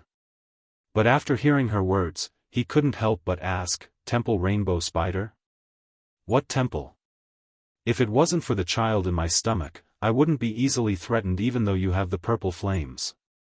The flowery-clothed woman first confessed, then explained, This divine ruin realm was originally created by the phoenix god, and there is a phoenix temple in the divine ruin realm. The ancestors of our rainbow spider were originally spiders who cultivated under the eaves of the temple. Later on, for some unknown reason, the phoenix god expelled all the living beings from the temple and sealed the phoenix temple. Since then, the divine ruins realm has never seen the figure of the phoenix god again. After countless years, due to various reasons, our rainbow spider race has been declining day by day, and I am the only female spider left, so I hope that your excellency can show mercy. Phoenix god? Phoenix. Yu Qianzhou was slightly startled, and could not help but think of the crow on Wu Lishue's shoulder that claimed to be a phoenix. He paused for a moment and said, You mean, there is a sealed temple called the Phoenix Temple in the Divine Ruins realm? Exactly. The flowery-clothed woman nodded. She could already feel that the killing intent on Yu Qianzhou's body had subsided, and could not help but heave a sigh of relief. Temple. I wonder what's in the temple. Yu Qianzhou's eyes lit up. Where is the temple located in the Divine Ruins realm? As long as you tell me, I can spare your life. I don't want to lie to you. The flowery-clothed woman muttered to herself, I've only heard the story of the phoenix god sealing the temple. As for where the temple is sealed in the Divine Ruins realm, I don't think anyone can find it. Yu Qianzhou raised his eyebrows and said, Saying so much is equivalent to not saying anything. You're not lying to me, are you? There are many dangerous places in the Divine Ruins realm. If I really wanted to lie to you, I could have casually pointed out a dangerous place for you to die. Why would I need to do this? The flowery-clothed woman replied. After going around in a circle, it was equivalent to saying nothing.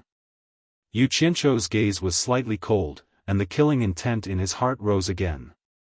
He wanted to strip the spider demon of anything useful, but looking at her protruding stomach, he did not harden his heart to make a move. It would have been fine if she was in her spider form, but she had transformed into a pregnant woman in human form. My name is Yu Qianzhou, what's your name? Yu Qianzhou coughed and asked. When the flowery-clothed woman saw him ask such a question, she knew that the possibility of making a move was not high. The danger had passed, so she replied with a smile, My name is Kai Feng. Yu Qianzhou looked at her smiling face, which was like a flower. She did not look like the spider demon that had just devoured his child. He could not help but feel a little depressed, wondering if he was too soft-hearted. He frowned and said, Kai Feng, let me ask you, why is the Divine Ruins realm always covered in fog? Kai Feng was startled, then suddenly smiled sweetly and said, the fog is only within a certain distance from the exit of the Divine Ruins realm.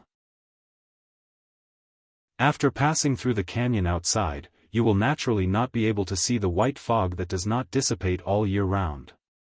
Yu Qianzhou originally wanted to ask more, but he suddenly received a summons from Zhangpeng in Utopia.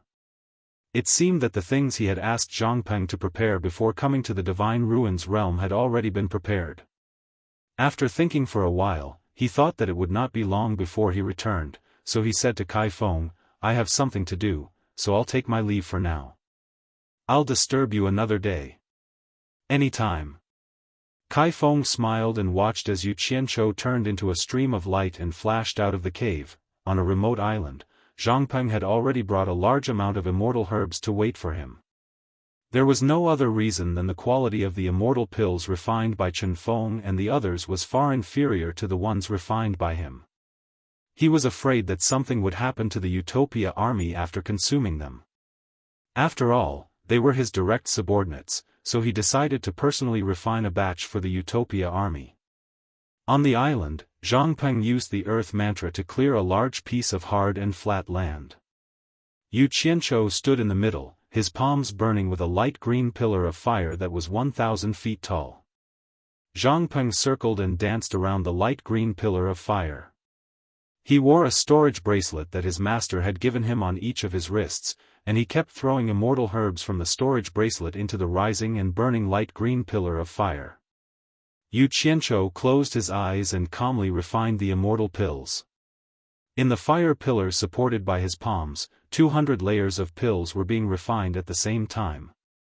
This scene of pill refinement shocked Zhangpeng. This was equivalent to a person refining 400 cauldrons of pills at the same time. One person was equivalent to 400 alchemy experts. Yu Qianzhou did not need to worry about the rest.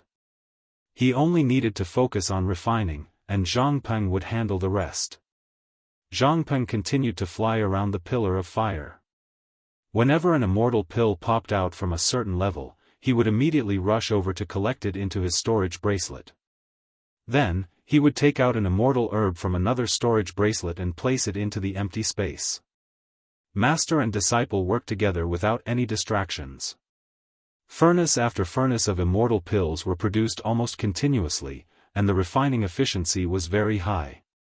Half a month later, 50,000 restriction-breaking pills, 10,000 marrow-cleansing pills, and 10,000 immortal ascension pills were refined. After continuously refining for half a month, both master and disciple were somewhat exhausted. Zhangpeng held the storage bracelet filled with immortal pills and offered it to Yu Qianzhou. Yu Qianzhou waved his hand and said, I won't be personally handling this matter. Just as I instructed, you will be in charge. Gather the army and get everyone to bring everything that can be used or taken away from the camp. Then, bring them here. Having said that, he looked around and continued, let everyone forge their immortal physiques in one go.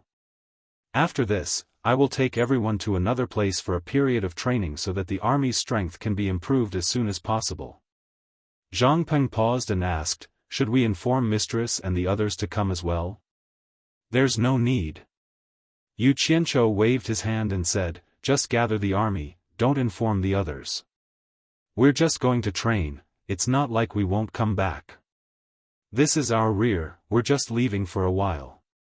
Understood. Zhangpeng cupped his hands and flew away. Yu Qianzhou sat cross-legged on the ground to recover his spirit. After recovering, he flew to the main peak of the island and hid there, waiting for Zhangpeng to bring the army. He did this because there were some things that he couldn't let too many people know for now. In less than a day, Zhangpeng had brought nearly 10,000 well-prepared people to the island. In reality, there were only about 9,000 people in total. Zhangpeng had been briefed beforehand so he knew what to do. He distributed the refined pills according to the number of people.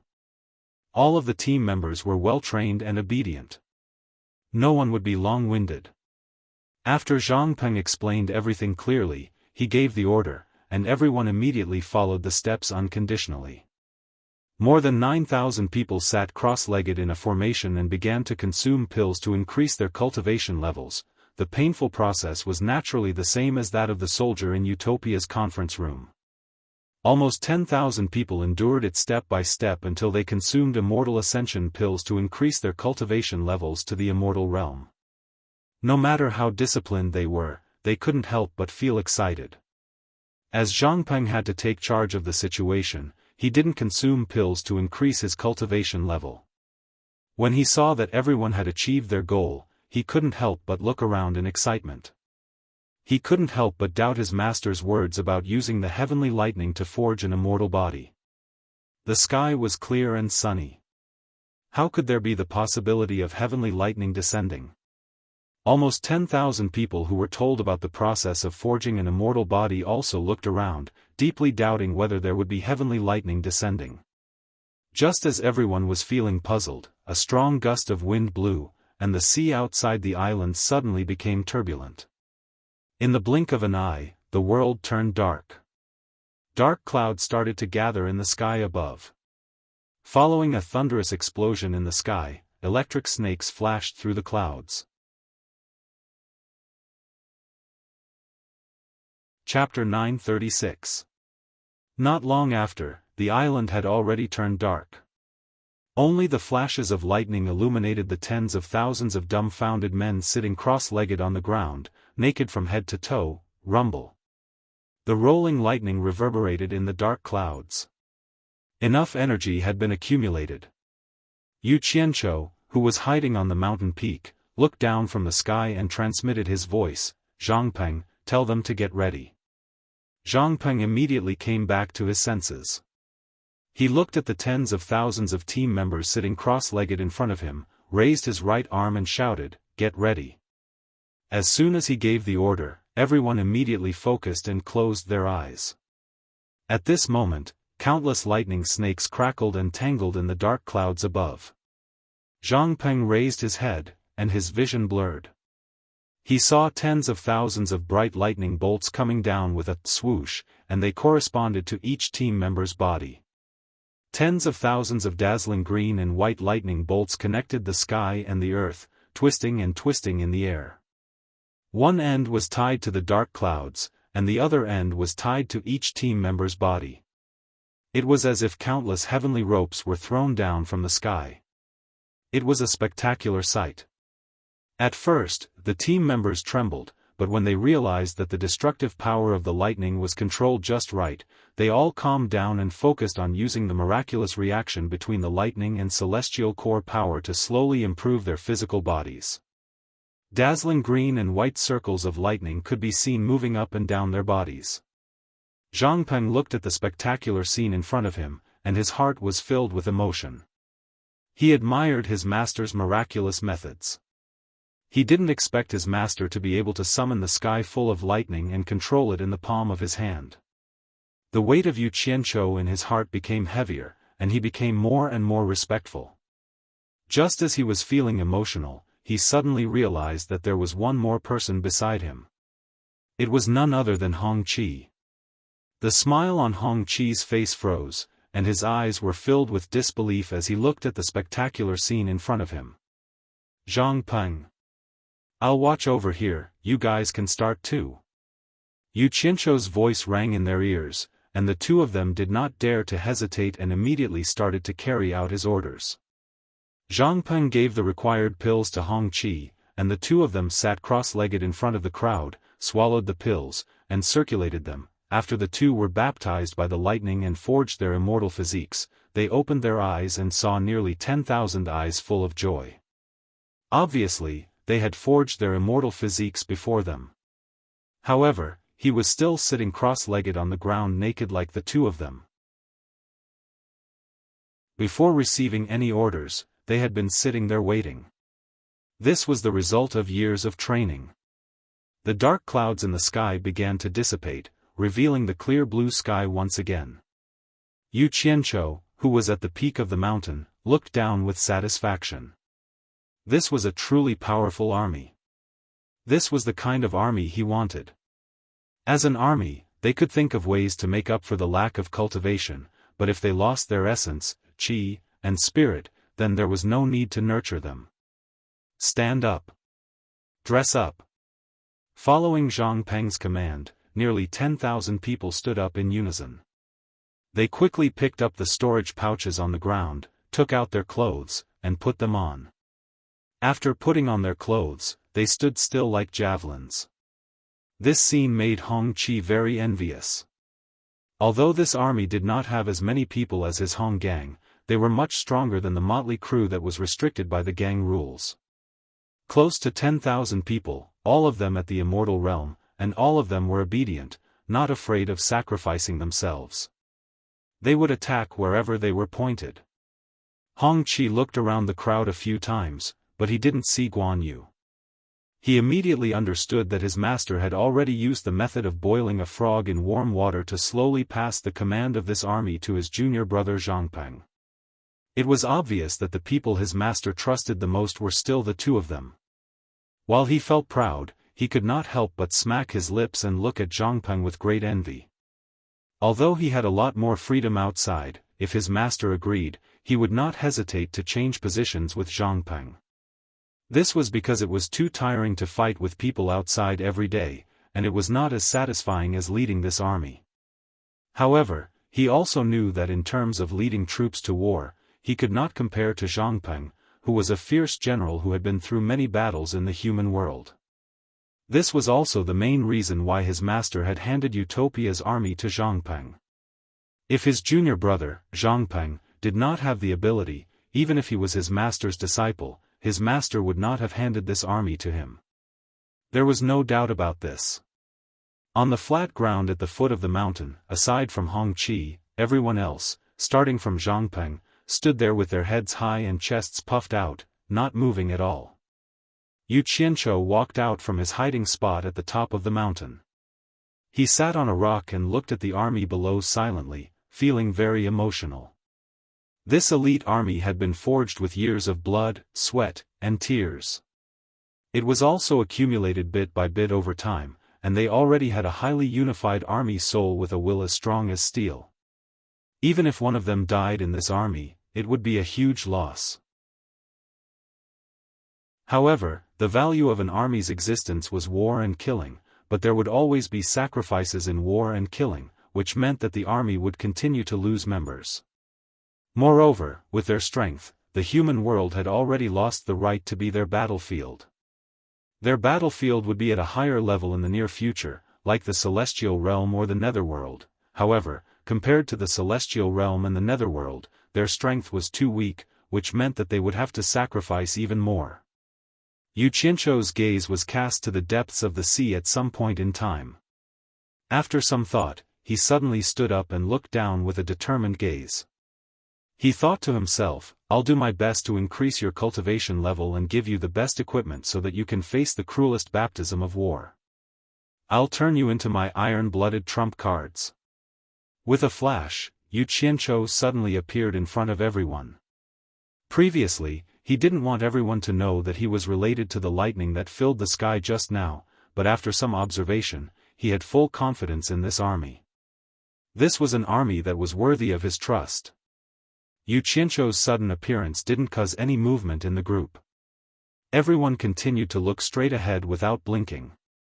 After going through Zhang Peng's training, this army had already shed the last layer of ostentatiousness.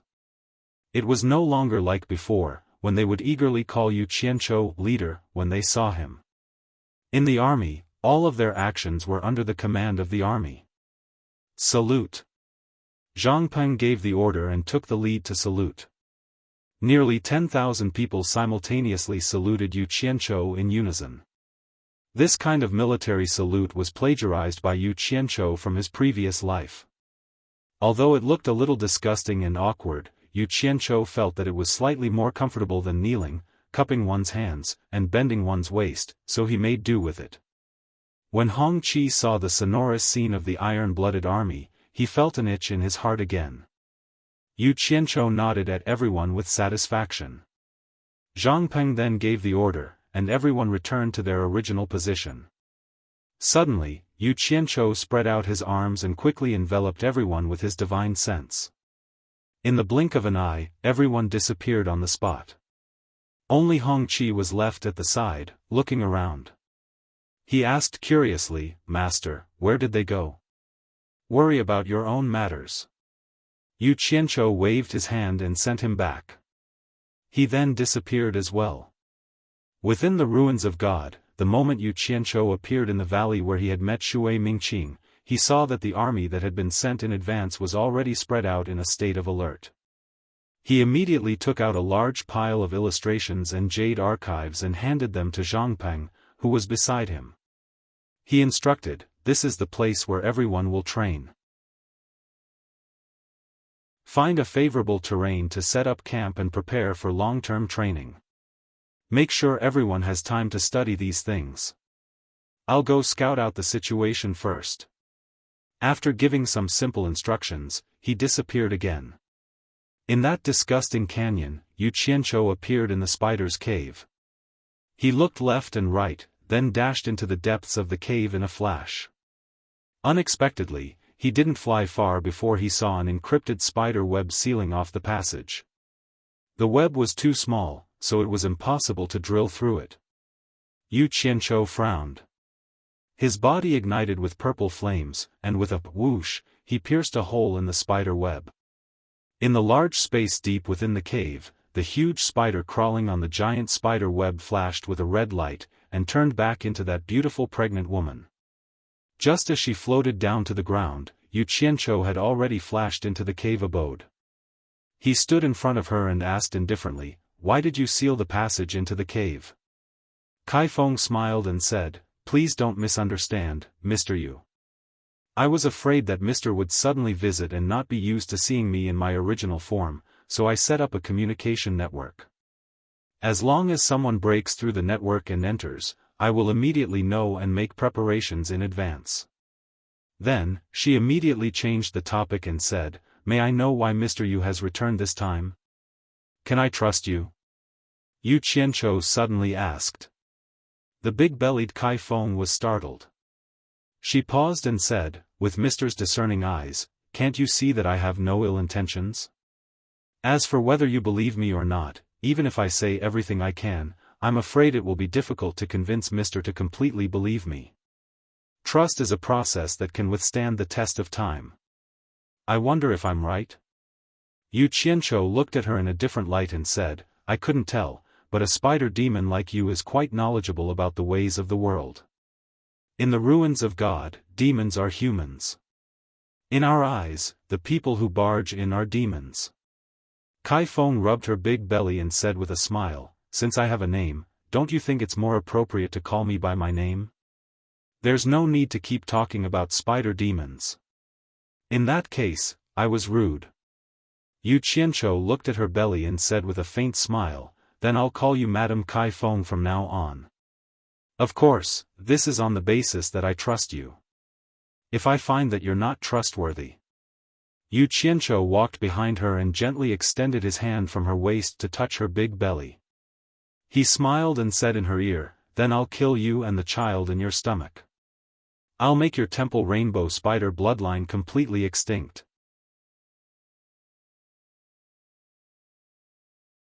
Chapter 937. Although these words were spoken with a smile on his face, Kai Feng could still hear a bone-chilling coldness in his words, and she couldn't help but shiver slightly. She pretended to twist her waist in discomfort and avoided his hand. She turned to look at him with a smile as she said, "Sir, there is no need for you to threaten this servant. You and I have a cooperative relationship to begin with, so this kind of threat is somewhat unreasonable." "Cooperative relationship?" Yu Qianzhou snorted, "When have we ever cooperated?" Kai Feng raised her hand to adjust the golden bone hairpin on her head and shook her head with a smile. "We haven't cooperated before, but that doesn't mean we won't cooperate in the future. Besides, the fact that Mr. can come back here and talk to me is already very clear. Mister, you wouldn't come here just to threaten me, would you? Why don't you be honest with me? Otherwise, how will I be able to ask for your help later?" Yu Qianzhou realized that this spider spirit was not as simple as she seemed. He immediately raised his eyebrows and snorted coldly, "You're very considerate. Speak. What do you want from me? I'm not in a hurry." Kai Feng rubbed her round belly and smiled, "Mister, you've come again. What can I do for you?" "What a smart lady, Kai Feng. Are you trying to figure me out first?" Yu Qianzhou shook his head, "I don't have anything. I just want to ask you why you ate your own offspring last time. I've been very confused about it. Since Mr. is unwilling to tell me, I won't force you. I'll tell you first." Kai Feng sighed faintly, "Actually, this has something to do with what I asked you to help me with. It's not that I want to eat my own flesh and blood, but even if they are born, I won't be able to protect them all. I'm afraid they won't live long. Instead of letting others kill them and feel sorry for them, I'd rather eat them and help their brothers and sisters hatch faster." "From what you said, you seem to have some enemies?" Yu Qianzhou asked calmly. "Mr. is very wise." Little Phoenix sighed and said, "On the great flaming mountain thousands of miles away from here, there's a group of giant strength fire apes. I don't know when they started to like forging strange things. Because our temple rainbow spider's shells are naturally hard and our claws are naturally sharp, we are their favorite targets. After so many years, our divine temple rainbow spiders have been almost completely exterminated by them. Only me and the 2 male spiders outside are left. It's so miserable, woo-woo." Yu Qianzhou saw that she started to cry as she spoke, and she was crying so miserably that it didn't seem like she was lying. He frowned and said, "You mean, that group of giant strength fire apes killed you and used your claws and shells to forge things?" On the surface, he looked sympathetic, but in his heart, he was muttering, "Not to mention others, even I want to peel off your claws and carapace." Although he thought so, it was not easy for him to meet a demon that could speak in the ruins of God. He wanted to use this opportunity to understand the situation, so he would not kill him for the time being. "That's right." Little Phoenix cried and said, "In order to protect our divine temple rainbow spiders, I had no choice but to move and hide here. So I understand what you mean. It seems like you want me to help you kill those giant strength fire apes," Yu Qianzhou said with a cold gaze. "Tell me how many there are first."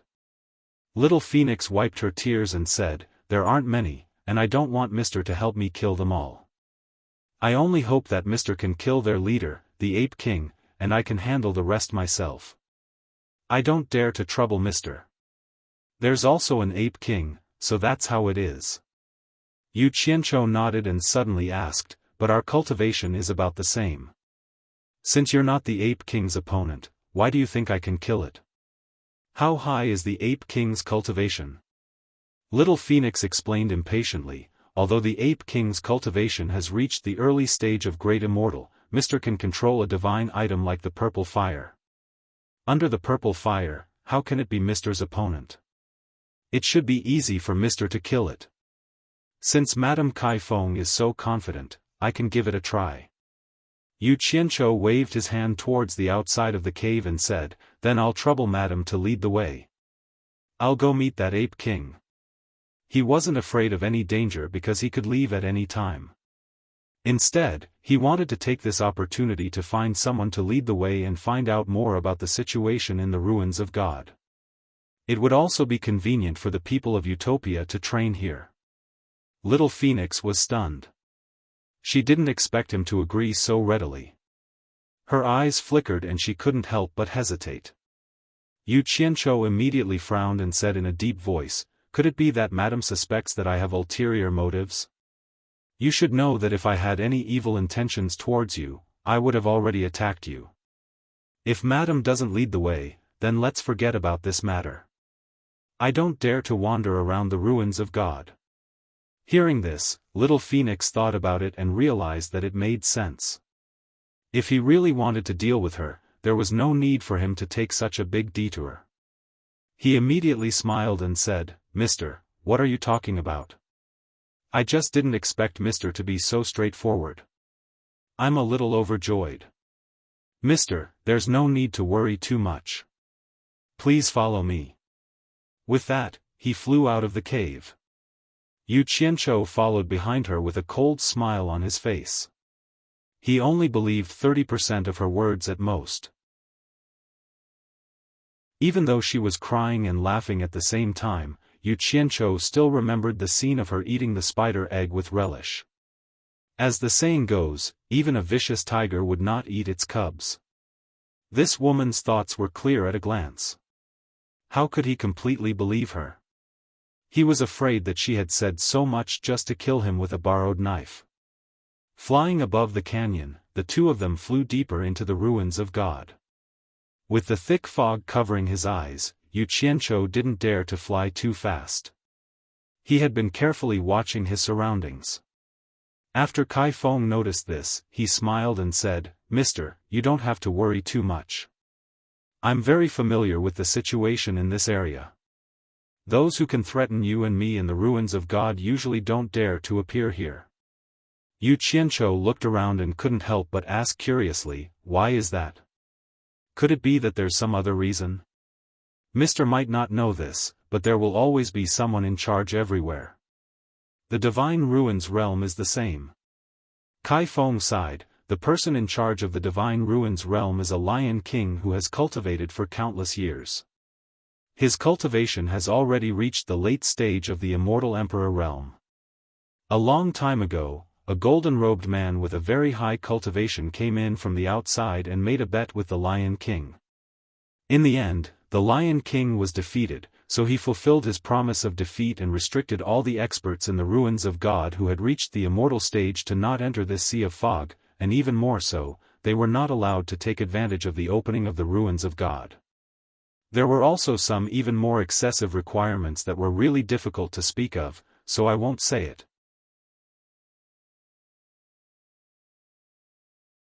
Chapter 938. A golden-robed man who came from outside the Divine Ruins realm could defeat a late-stage immortal emperor expert. Yu Qianzhou didn't think too much about it. Who else could it be other than the immortal emperor Jin Tai? It was really strange. The rumored Jin Tai was heartless. Since he could defeat the number one expert in the Divine Ruins realm, it was rare for him to not kill him. Looks like you are quite the courageous one. Others would not dare to step foot into this sea of mist, but you chose to stay inside, Yu Qianzhou said with a smile. He was more or less asking why. Why would I want to take such a big risk? I was really scared by the Ape King. In order to save my life, I could only take care of it for a while, so I took the risk to hide inside. Kai Feng shook her head and smiled bitterly. Didn't Mr. You notice? I hid under the canyon and almost didn't dare to take half a step out of the cave. I even had to hunt for food. I was afraid that others would discover me and spread the news to the Lion King's ears. This time, I hope that Mr. can help me get rid of that evil Ape King and return my freedom. I will definitely repay you in the future. Although the distance between the two of them was very close, it was difficult to see the expression on each other's faces. Yu Qianzhou could not tell if what she said was true or false, and directly replied, "Of course, I am a man of my word. Since I have agreed, I will definitely do my best. Madam, don't worry." Kai Feng's face, which was separated by the thick fog, was filled with joy. She immediately promised solemnly, "This servant naturally trusts Mr. If this matter is successful, if Mr. has any orders in the future, Kai Feng will do his best." He. Yu Qianzhou laughed. He had no intention of talking to her about those things that he didn't know if he would be able to fulfill in the future. He changed the topic. Didn't the Lion King restrict experts of the immortal stage or above? Why can't I see any fierce beasts in this sea of mist? Kai Feng immediately explained, this has nothing to do with the Lion King's restrictions. The main reason is that the Divine Ruins realm opens once every 100 years. Right now, it is not long before the Divine Ruin realm closes. The vicious beasts that were originally wandering in the fog and hunting for food have been killed by you guys from the outside. They are all hiding and do not dare to go in for the time being. After a little longer, after a few years, they will naturally charge in again. So that's how it is. Yu Qianzhou couldn't help but shake his head. It seemed humans were the fiercest, even fiercer than beasts. Although Kai Feng said that there was no danger in the fog, Yu Qianzhou was still vigilant of his surroundings, especially the woman beside him.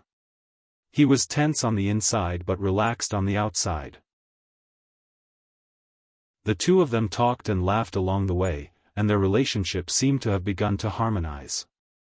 As they talked and laughed, the scenery in front of them became brighter and brighter, giving people the feeling that they were flying into the light. Kai Feng reminded him, "We're about to get out of this sea of mist." As expected of a local who was familiar with the way. As soon as she finished speaking, their eyes suddenly lit up. The two of them instantly rushed out of the sea of mist, and a vast world appeared in front of Yu Qianzhou. After flying for a short distance, the two of them almost stopped in the air at the same time and looked around. The sun was shining, the mountains and rivers stretched endlessly, and the unknown ancient trees towered into the sky. It was full of vitality, and there was no sign of danger. Kai Feng opened her arms and breathed in the fresh air to her heart's content. An expression of extreme enjoyment appeared on her face as she slightly moaned, "We're finally out again." Yu Qianzhou raised his eyebrows and glanced at her. He turned back to look at the vast sea of mist behind him and asked, "Why is there such a large area of fog in the Divine Ruins realm? It feels a little abrupt. Could it be that someone set up some kind of formation?" Kai Feng opened her eyes and smiled, "I don't know. In any case, it existed a long time ago. With the opening of the Divine Ruins realm as the center, the surroundings are covered by a large area of thick fog.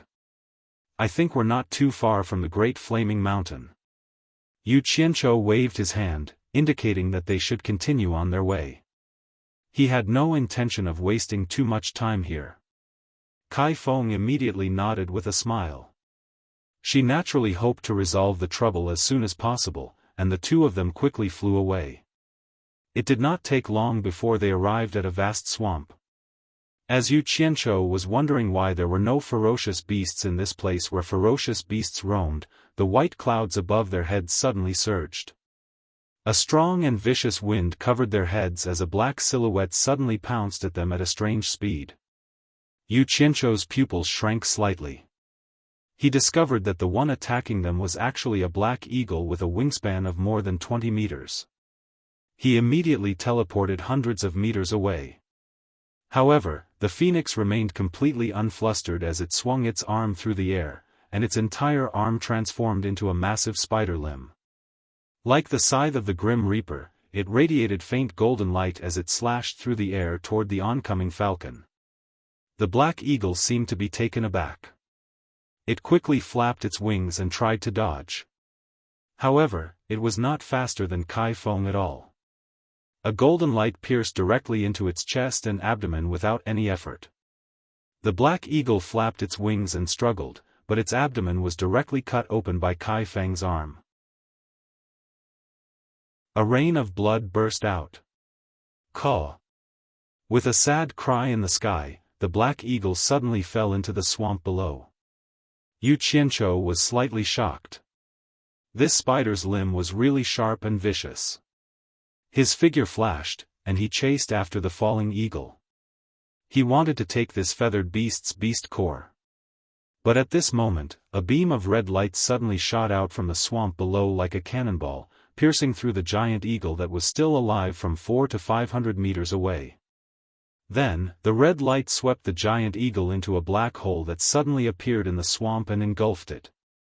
The black hole was more than 20 meters long and wide. After swallowing the eagle, it quickly closed, followed by a thunderous gulping sound. What is this? Yu Qianzhou was shocked. He quickly stopped and soared into the sky. Following the gulping sound, the swamp quagmire began to move. Pairs of eyes the size of tabletops began to emerge from the mud and grass. Their red eyes were frighteningly huge. Then, many more black holes opened up in the swamp. They were of different sizes, but they were all similar to the black hole that swallowed the eagle. They were all aimed at Yu Qianzhou like cannons. Ha! In the sky, the phoenix turned its sharp limbs back into arms. With a shake of its head, it turned back into the head of a ferocious spider. It fiercely spat out a tyrannical breath, covering the swamp below like a violent gale. The berserk aura swept across, and the swamp below immediately became a mess. The black holes immediately closed up, and giant ugly toads that were 40 to 50 meters long jumped out of the swamp. There were also some that were only 10 meters long. In the blink of an eye, hundreds of huge toads appeared in the swamp, and as the water flowed in, they became muddy puddles. In the blink of an eye, hundreds of huge holes appeared in the swamp, and as the water flowed in, they became muddy puddles. Yu Qianzhou looked down with his mouth agape, and then looked at the huge toads that had disappeared into the distance. He was speechless. He never dreamed that there would be such a huge toad, and he couldn't help but stare blankly. The phoenix shook its head and returned to its original state. It flashed to Yu Qianzhou's side and said with a smile, "There are countless strange beasts in the ruins of God. They are called the heaven-drilling frog, and the curled tongue in their mouth is their sharp weapon for hunting. Don't underestimate their tongue, its penetrative power is abnormally strong. An adult heaven-drilling frog's tongue can instantly travel 1,000 meters and swallow its prey in one fell swoop. Normal prey's defense is very difficult to resist." Yu Qianzhou's gaze slowly retracted from the place where the toad had disappeared. He looked at the phoenix and said, looking at how Madame dealt with them as if they were light, "It's really admirable. She was able to scare this group of fierce beasts away with a single breath. It's really not simple." I suddenly thought of something. The phoenix was startled. "What is it?" "I was thinking, if I help Madame kill that ape king, I wonder if Madame will become the overlord of this area?" Yu Qianzhou said with a teasing smile, "I believe that at that time, Madame will no longer have to hide in that ravine that doesn't see the light of day. Then, Madame can run amok in this area with all kinds of prey at her fingertips. Most importantly, without their nemesis, they can safely reproduce the temple rainbow spider bloodline. With the temple rainbow spider's talent, I believe they can reproduce a huge population in the future. I wonder if my guess is correct?" The phoenix was immediately stunned. Yu Qianzhou's guess was right. Although her cultivation wasn't high, her talent was extraordinary, and it was difficult for her to find a natural enemy. She was second only to the giant fire ape king in this area. If the ape king died, then there would be no more opponents for her in this area, and she would become the overlord of this area.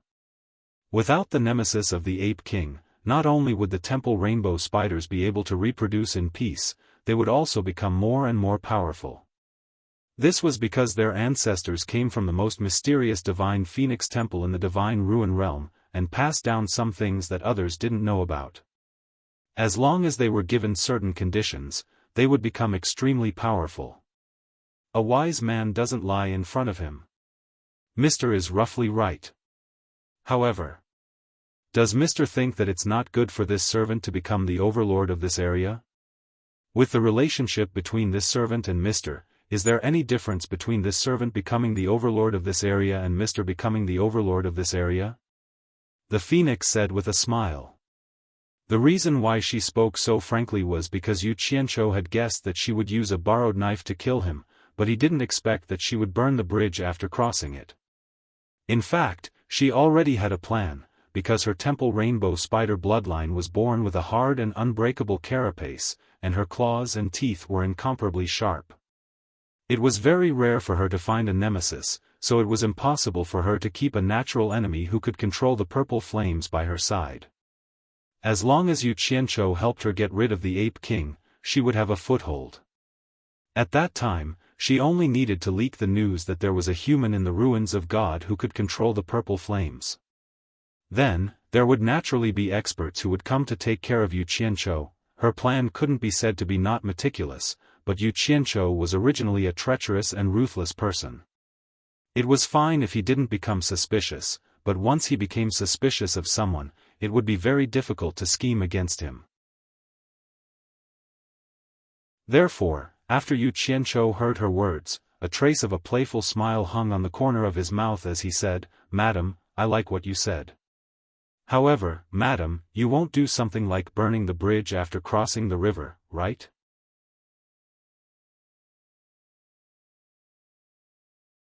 Chapter 939. Mister, you must be joking. I am not Mister's match. How would I dare to have any improper thoughts? Unless I'm tired of living. Kai Feng covered her mouth and smiled, brushing the matter aside. Yu Qianzhou had never thought of getting to the bottom of this matter. It was just for safety's sake. He wanted to remind Kai Feng not to treat him as a fool and not to play any tricks on the way to Flaming Mountain. He had to be on guard at all times. The two of them continued on their way, but their speed was much faster than when they were in the thick fog. Along the way, the strange mountains and scenery flashed past them rapidly, making Yu Qianzhou feel a little overwhelmed. Actually, after leaving the thick fog, they were not far from Flaming Mountain. A journey of 700 or 800 li would not take too much time for the two of them. When they saw the tall, maroon-colored mountain in the distance, Kai Feng suddenly made a hand gesture and stopped. Yu Qianzhou stopped as well and asked, "What's wrong?" Kai Feng pointed at the maroon-colored mountain, feeling a little uneasy. She bowed to Yu Qianzhou and said, "That's Flaming Mountain. The Ape King lives there. I'll have to trouble Mister to take care of this matter." Yu Qianzhou looked at the maroon-colored mountain that was emitting black smoke in the distance. It was clearly an active volcano. However, he did not find it strange. Since those colossal armed fire apes like to forge things, it was only natural for them to find volcanoes as a place to rest. He frowned and said, "You mean you want me to go alone? You're not going." Kai Feng rubbed her belly and said, "That Ape King wants to kill me, but I am not his match. Now that I'm pregnant, don't give me that."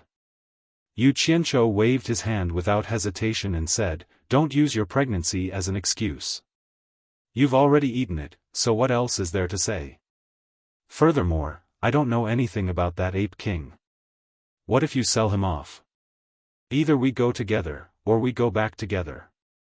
In any case, it's impossible for me to take the risk alone. Do as you see fit." Kai Feng's hand, which was stroking her round belly, froze. She didn't think that the usually easygoing Yu Qianzhou would suddenly become impatient. She looked at the great Flaming Mountain in the distance and began to waver. She wasn't sure if she should take this risk. Now that things have come to this, there are some things that I might as well make clear. Yu Qianzhou clasped his hands behind his back and said indifferently, "It's not a problem for me to help you kill the Ape King, but I can't do it for free. After this, you have to help me get 5,000 inner cores of various fierce beasts. If you agree, we'll continue. If you don't, then forget it." He put on the face of a profiteer who was negotiating terms at the last moment. Seeing this, Kai Feng actually relaxed a little and asked suspiciously, "What do you want 5,000 fierce beast inner cores for?"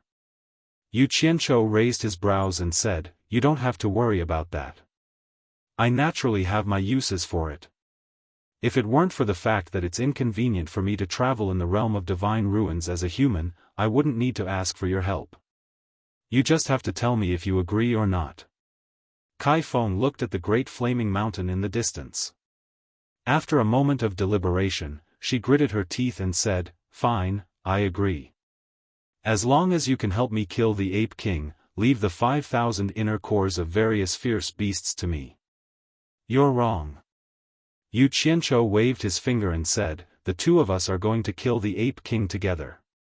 You're so afraid of the Ape King, it makes me wonder if the Ape King is really as weak as you say. Don't tell me you're deliberately sending me to my death." Kai Feng couldn't help but find it funny when she heard this. This man was afraid of wolves in front of him and tigers behind him.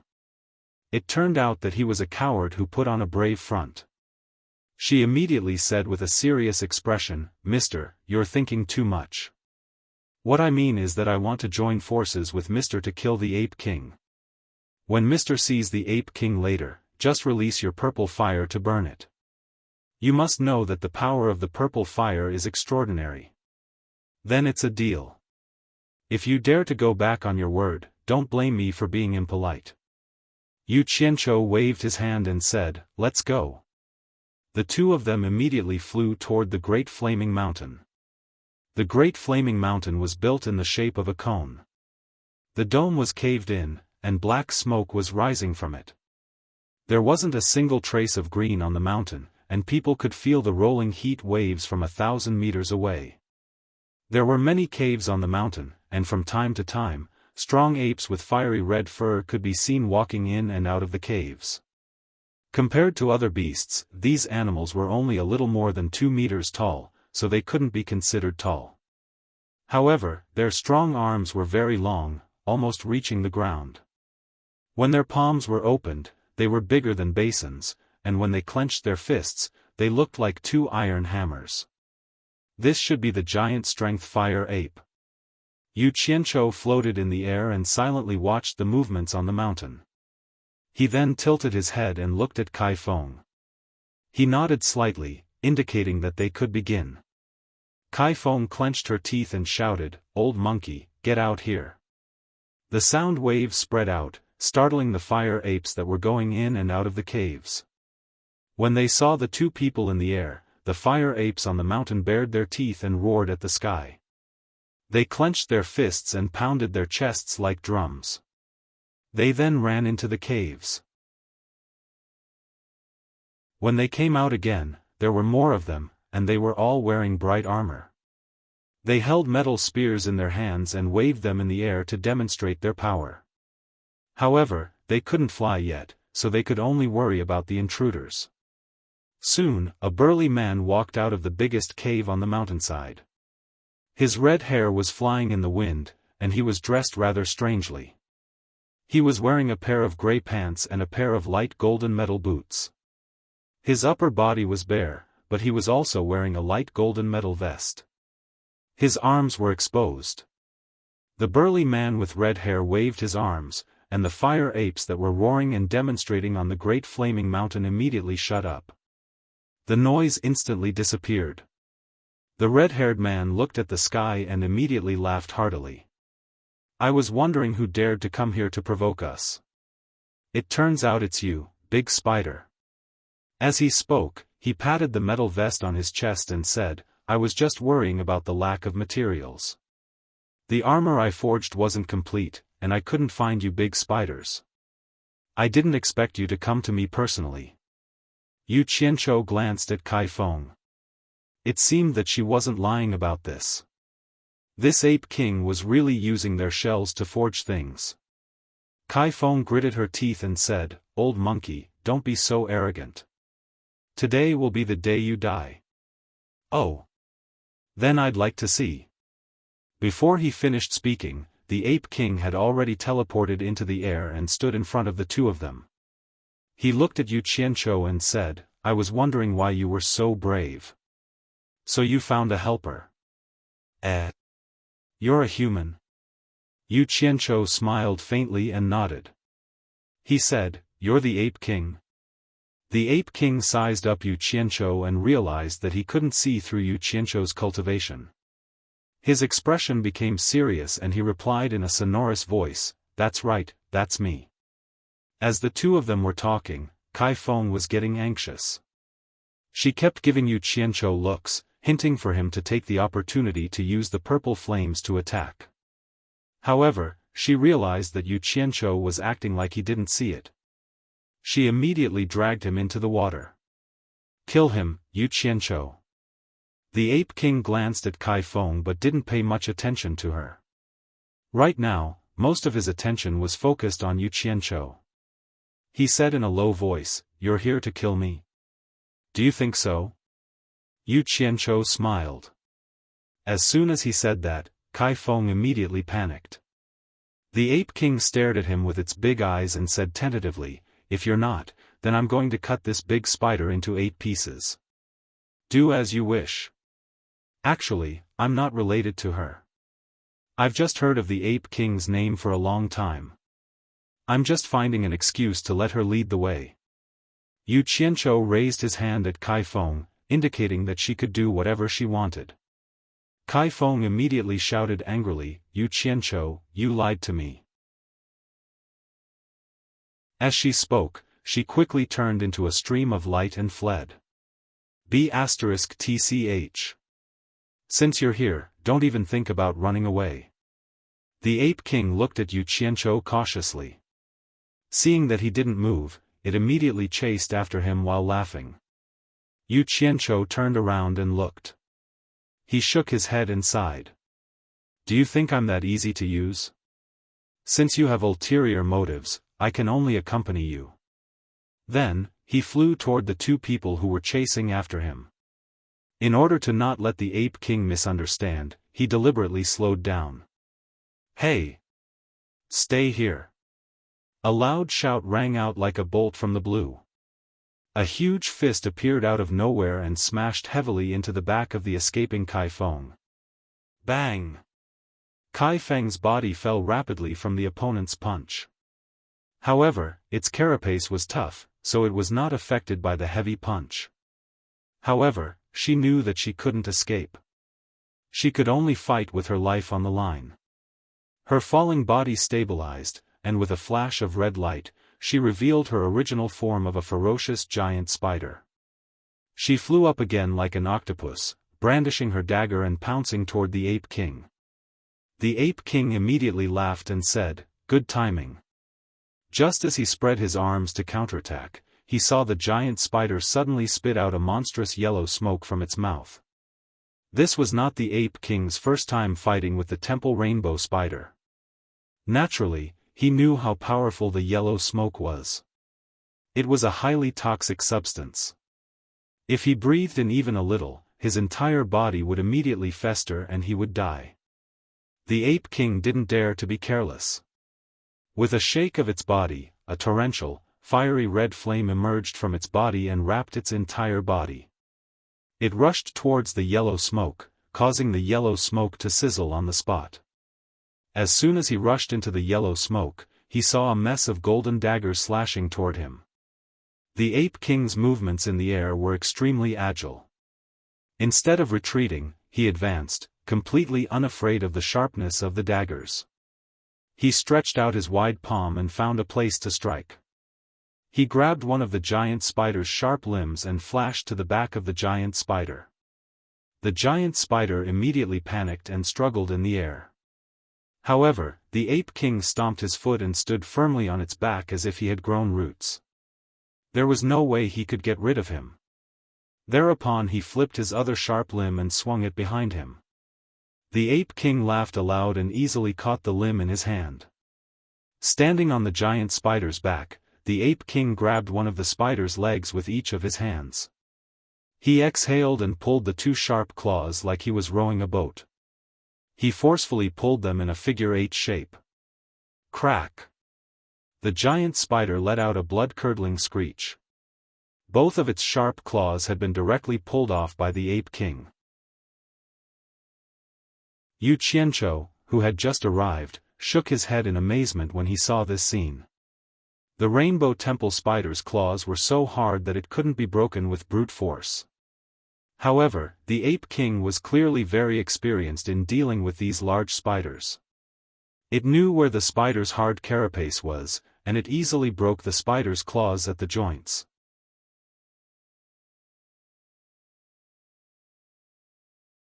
Chapter 940. At this moment, the Ape King attacked the spider's shield with its own spear. The two sharp claws in its hands were pierced into the giant spider's hard back, and the giant spider let out a shrill screech that made one's scalp go numb. The Ape King was in for a penny, and it didn't show any mercy when it started attacking. It took advantage of the giant spider's desperate struggle to attack continuously. In the blink of an eye, the Ape King was as fast as lightning on the giant spider's back. 6 of the giant spider's 8 sharp limbs had already been broken, and they were all pierced into the giant spider's back. The giant spider knew that it was already at death's door, and it was scared out of its wits. It used all of its skills to roll around in the sky. The Ape King let it do whatever it wanted, and its red hair fluttered majestically as if it had roots under its feet. It broke off another 2 limbs, pierced one into the giant spider's back, and held the other in its hand. It then flashed to the joint between the giant spider's head and neck. Yu Qianzhou's eyes flickered, and he knew that the Ape King was going to give the giant spider the final fatal blow. His gaze suddenly swept past the spider eggs that were like yellow leather balls stuck on the giant spider's abdomen, and he immediately shouted, "Ape King, don't destroy the spider eggs on her abdomen. I still have use for them." The Ape King's red hair fluttered in the wind. He looked very tall and sturdy. He glanced at him and raised his hand to stab down. With a "kacha" sound, the stab directly pierced into the gap between the spider's head and neck. The stab almost caused the spider's entire head to fall off. The giant spider's back had already been pierced 7 times, and with the fatal blow on its neck, the screeching sound was immediately cut off. The Ape King then bent its body and stretched out its wide palm to break the edge of the giant spider's carapace on the back of its neck. It flipped the giant spider over in the air, and it lifted the giant spider with a single palm before flying toward the flaming mountain at high speed.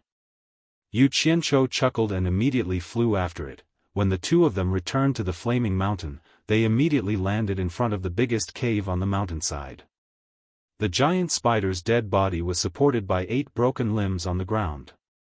The Ape King walked out from under the broken limbs, and it looked at Yu Qianzhou. The red-furred and armored apes on the great flaming mountain immediately brandished the metal spears in their hands and roared excitedly when they saw the great Ape King's bravery. However, they were stopped by the great Ape King with a wave of his hand. Yu Qianzhou walked around the dead spider a few times while clicking his tongue. He even crawled under the spider's huge body to take a look. Because the spider's 8 limbs were a few meters long, there was enough space underneath. The Ape King's gaze followed him all the time. He couldn't figure out if this person was a friend or foe. However, Yu Qianzhou's calm attitude made him even more wary. He was really unfathomable. After circling a few rounds, Yu Qianzhou jumped onto the giant spider's belly, which was facing the sky. There were thousands of spider eggs stuck on its belly. Each of them was yellow and as big as a fist, and they looked like rubber balls. Suddenly, Yu Qianzhou was attracted by something. He squatted down to take a look and saw that there were small spiders swimming around in the slightly transparent spider egg. "Brother Ape." Yu Qianzhou squatted down and stretched his head out. He waved his hand and said, "Come up, I have something to ask." The Ape King's expression twitched, but it still came up. It asked with a vigilant gaze, "What are you trying to do?" Yu Qianzhou didn't mind the distance between him and the Ape King. He had always believed that relationships were nurtured. He stood up and pointed at the spider eggs. "Can these little guys still live?" The Ape King glanced at the thousands of spider eggs and said after a pause, "They have already formed in the eggs. I reckon that they will break out of the eggs soon. As long as they don't cause too much damage and are removed carefully, they should be able to survive." "Is that so?" Yu Qianzhou squatted down again. He hugged a spider egg with both hands and started to play with it carefully. At first, he was worried that the spider egg was too fragile and would break. Later on, he realized that his worries were completely groundless. This thing could withstand the battle between the big spiders and the Ape King without breaking. Its skin was extraordinarily tough. He plucked one and held it in his hands. He looked at it against the sunlight for a while. The small spider inside was soaked in a ball of liquid and was happily waving its claws around. Yu Qianzhou immediately sent it into Utopia and quickly picked up the other spider eggs. "You want to hatch these spiders?" The Ape King stared at his actions and said with a frown, "These spiders are naturally ferocious. In addition, their shells are hard, and they have sharp claws and teeth. They don't have any natural enemies. Once they breed on a large scale, it will be a disaster for other animals. A long time ago, our fire ape race suffered from their cruelty. If they encounter a situation where there isn't enough food, they will even kill each other and eat each other. It can be said that they are innately ferocious. They shouldn't exist in this world. Yu Qianzhou, who had already picked up most of the spider eggs, turned to look at the Ape King. He finally knew why the Ape King was so ruthless toward the temple rainbow spiders. Other than the fact that their shells could be used to forge things, it was also because of their racial hatred. He coughed and waved his hand. He sighed and said with pity, the hatred of the previous generation shouldn't be passed on to the next generation. The children are innocent. Don't worry, I'll discipline them well. I won't let them come out and cause trouble again. After saying that, he continued to pick up the remaining spider eggs.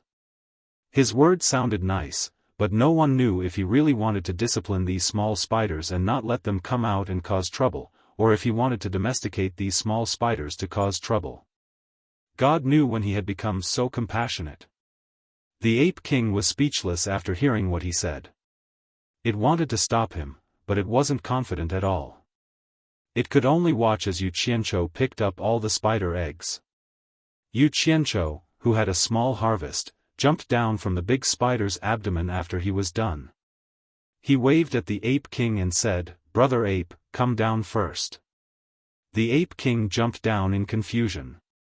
It saw Yu Qianzhou twisting one of the spider's broken legs that was propping itself up. With a bang, the big spider's body instantly flipped to the ground. Yu Qianzhou jumped onto the big spider's back. He hugged the spider's legs that were stuck in the big spider's back. He pulled them out one by one and put them away. Finally, he walked to the big spider's head. He used his hand as a knife and covered it with a layer of purple light. With a swing of his hand, he cut off the big teeth in the spider's mouth. This scene made the Ape King suck in a cold breath. It was terrified. He was well aware of the toughness of the divine temple rainbow spider's carapace, especially the teeth on the head and the 8 legs, which were incomparably hard. Who would have thought that with a wave of Yu Qianzhou's hand, he would actually cut off the teeth like a knife cutting through tofu? Just how high was this person's cultivation? The Ape King's eyes flickered. It locked onto the purple light on Yu Qianzhou's palm. It fell into deep thought. It had already guessed that it was because of that purple light. After Yu Qianzhou was done, he rubbed his hands together excitedly. He pointed at the spider's body that had lost its legs and teeth and looked like a ball of meat. He said, "Brother Ape, I don't want the carapace on this fellow. It should be enough for you to refine armor. Bullsh *t. The best things have been taken away by you." The Ape King was speechless. He gave a perfunctory, in a protesting tone. He didn't express any opinion. He hoped that this fellow who came out of nowhere would leave as soon as possible. However, Yu Qianzhou's awareness was not very high sometimes. He stared at the Ape King from head to toe as if he was very familiar with him. Actually, the Ape King's appearance was filled with a first-class manly aura. He had thick eyebrows, big eyes that were bright and full. His face shape was generous, his cheekbones were plump, and his lips were thick. He gave off a feeling of righteousness. The only flaw was the stubble on his chin. However, it made him look more manly. Especially when a gust of wind blew his red hair on his burly figure, he gave off a feeling that he was a man of indomitable spirit. If he were to be compared with Nongzhu, he definitely wouldn't be as handsome as Nongzhu. However, Yu Qianzhou preferred to look at men like the Ape King. The Ape King was the kind of man that exuded manliness. If he were to be placed in the human world, he would be a man that women would go crazy for. "What do you want?" The Ape King frowned. The other party's gaze kept sizing up his vest and boots, causing him to suspect that after the other party took away the good things on the temple rainbow pearl, he had also taken a fancy to the things on his body. Sure enough, after Yu Qianzhou laughed awkwardly for a while, he pointed to the metal vest on his body and said, "I've long heard that Brother Ape is good at forging things. I wonder if you can take off your armor for me to see. There's nothing to look at if it's a shoddy job." Although the Ape King said this, he was a little proud in his heart. No one in the ruins of God would study this thing. Fighting or anything like that depended on one's cultivation and talent. He had only accidentally seen a human who had entered the ruins of God using the earth fire to refine an artifact. Out of curiosity, he had the heart to study it, and gradually, he had found some ways to do so. Brother Ape, could it be that you're afraid that I'll take away what you love? Don't worry, I'm just taking a look. Yu Qianzhou patted his chest and guaranteed. The Ape King was no longer stingy. With a complacent heart, he took off his vest and handed it over to Yu Qianzhou. Yu Qianzhou smiled as he extended his hand to receive it. He discovered that it was extremely heavy in his hand, so heavy that it was hard to believe. He accidentally fell to the ground with a clang sound, directly smashing a small hole in the ground. When this incompetent performance fell into the eyes of the fire ape who was watching from the mountain, it immediately caused a burst of wild laughter. The Ape King was also slightly startled. He felt that with the other party's cultivation, he shouldn't be unable to even lift this thing. Yu Qianzhou did not mind the ridicule around him. He did not care about his face to the point of arguing with a group of monkeys. It was not that he could not lift it, it was just that he had been careless for a moment. He did not expect that a thin vest would actually weigh 10,000 kilograms. Compared to the ratio of volume and weight, this was the heaviest thing he had seen other than the divine sword. A trace of surprise flashed across Yu Qianzhou's face. He then casually waved his hand towards the ground, and the maroon mountain rock surged out like a fountain, directly arching up to a waist-high conical mound. On top of it was the light golden metal vest. The surrounding fire apes' mocking laughter immediately stopped, and the Ape King's gaze also continuously sized up the rising mound.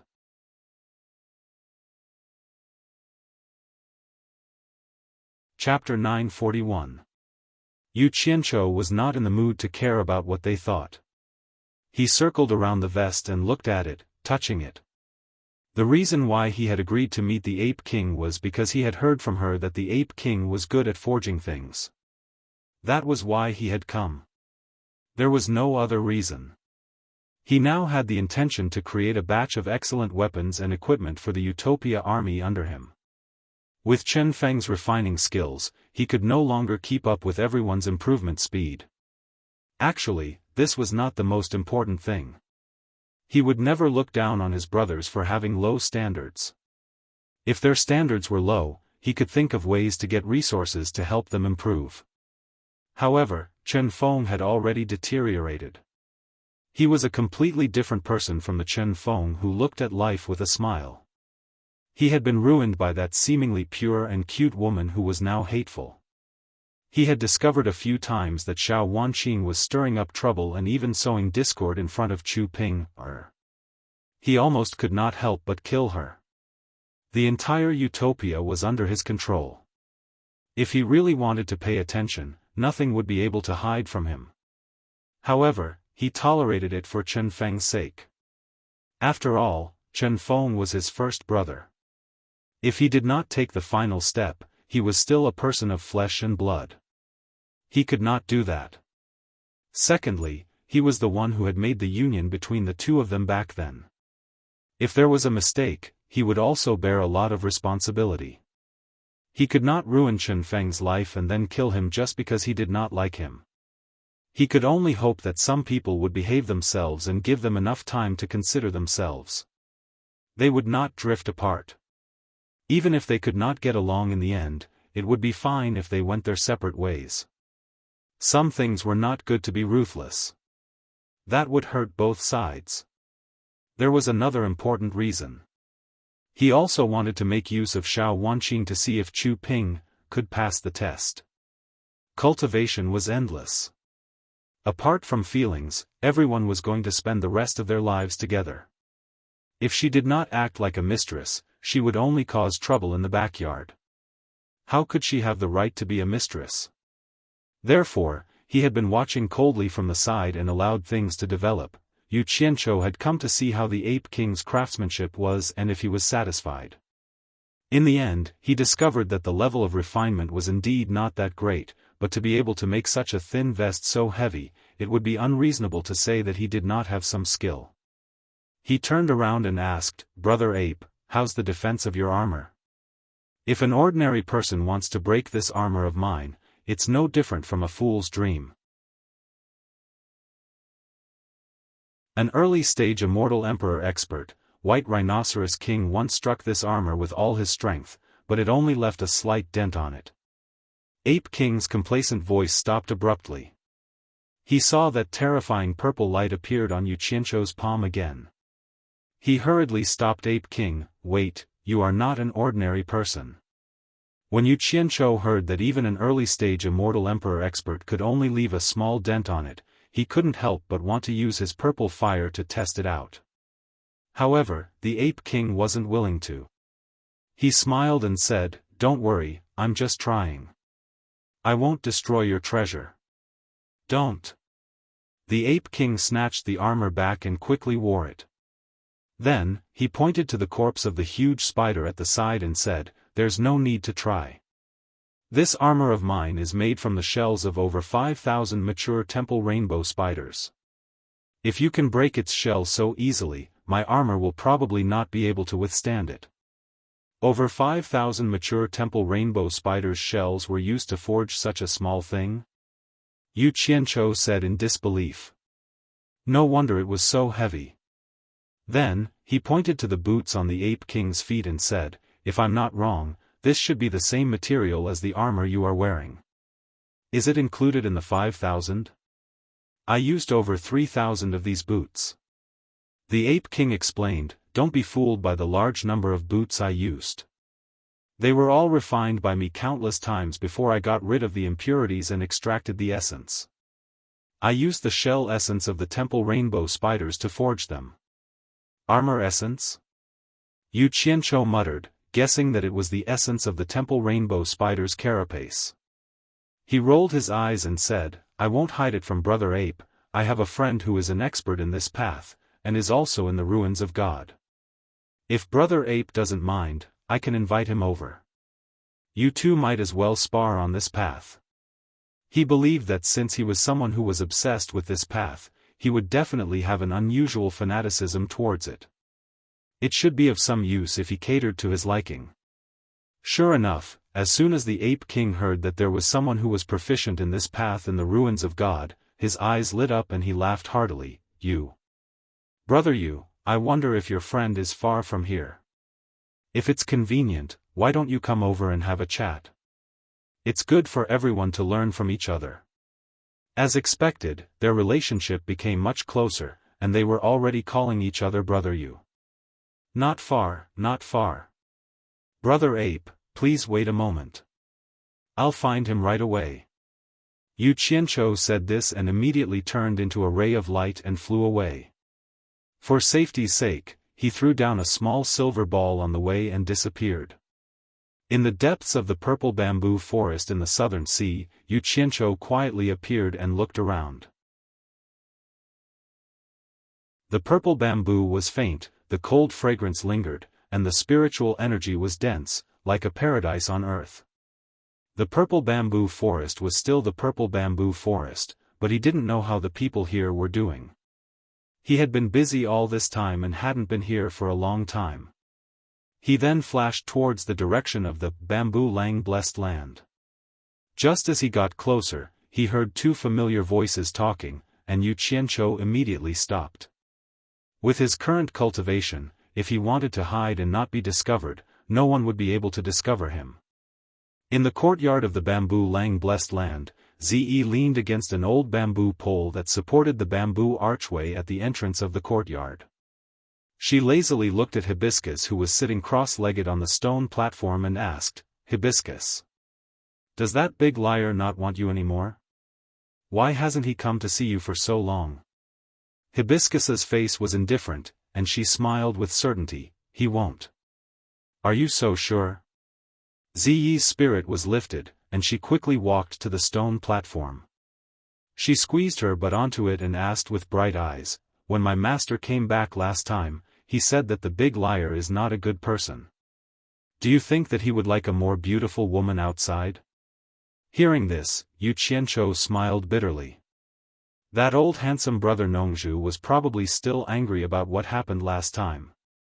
He shook his head and looked at Hibiscus to see how she would answer. However, once he heard it, he was immediately moved to a mess. I don't know.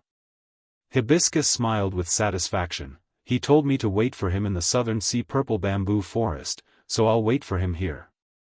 I'll do whatever he asks me to do, and wherever he asks me to go, I'll go. That expression and tone, it was as if to be able to quietly wait for her man to come back was the happiest thing in the world, even if he really abandoned her. What a silly girl. Ze sat on the stone platform, and her legs under her purple skirt swung back and forth. She pouted and said, "You'll go wherever he asks you to go? That big liar loves money the most. Be careful that he'll trick you and sell you off one day. Then he must be doing that for my sake." Hibiscus tilted her head and said after thinking for a while. She couldn't think of any reason for Yu Qianzhou to harm her. Ziyi's eyes widened immediately. She was tongue-tied and said, "He sold you out for your own good. It seems that you've really been deceived by that big liar. That guy is too cunning. He's rotten to the core." Who? Which B*TCH is badmouthing me again? Yu Qianzhou walked out from the cobblestone path of the purple bamboo forest with a dark face. Anyone who heard someone badmouthing him as soon as they arrived would be unhappy. The two girls turned around at the same time. Surprise appeared on their faces at the same time, and they both got off the stone platform. Ze, who had just completely denied a certain person's character, ran faster than anyone else when she saw a certain person. She flashed to Yu Qianzhou's side and said with surprise, "Big liar, why are you here?" Yu Qianzhou's face darkened even more. He grimaced and said, "Shut your stinky mouth. What did I lie to you about?" Ze didn't get angry when she was scolded. Instead, she was very happy. She stuck out her bright red tongue and said, "In any case, you're a big liar." Yu Qianzhou. Hibiscus stood under the bamboo sign with the words, "Zhu Lang blessed land," and shouted in joy. Yu Qianzhou, who was glaring angrily at Ze and was about to explode, was instantly hooked by Hibiscus's shout. He directly ignored Ze and revealed a smile. He opened his arms and walked quickly towards Hibiscus. Hibiscus took a few steps forward and welcomed him. Then, she hugged him. Ze, who was thrown behind, immediately pouted. It was not a problem for her to hang an oil bottle. "Are you all right? No one bullied you, right?" Yu Qianzhou greedily took a deep breath of the body fragrance that he dreamed about and asked. His palm lightly patted Hibiscus's back. This girl could always give him the simplest, most honest, most sincere, and most pure feelings. If she didn't exist in his life, what meaning would there be in it? Yu Qianzhou closed his eyes and thought about it. He couldn't help but hug her even tighter. He wanted to hug her into his bones and never separate from her in this life. "No, everyone is very good to me." Hibiscus closed her eyes and muttered in satisfaction. This embrace was also the most peaceful harbor that she dreamed about. Every time she was in this harbor, she would forget all the troubles and worries in the world. Ze walked to the side of the two and snorted coldly, hugging in broad daylight. How shameless. However, there was no place for her in this two-person world. The two of them didn't hear what she said. "That's good." Yu Qianzhou patted her back. He opened his eyes and gently pushed her away. Then, he held her hands and carefully looked at her face. He smiled warmly and said, "My hibiscus is becoming more and more beautiful. Do you like it?" Hibiscus was overjoyed. Yu Qianzhou reached out and touched her nose. He smiled and said, "The more I look at you, the more I like you. I will like you forever. No one can stop me." Hibiscus hugged his arm and leaned her head on his shoulder.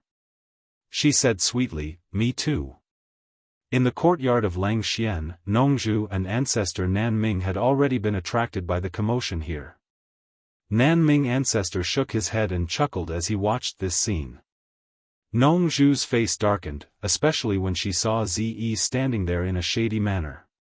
Her face darkened and she immediately shouted, "Sect leader you, busy man you, why are you so free to visit my tiny purple bamboo forest in the southern sea today?"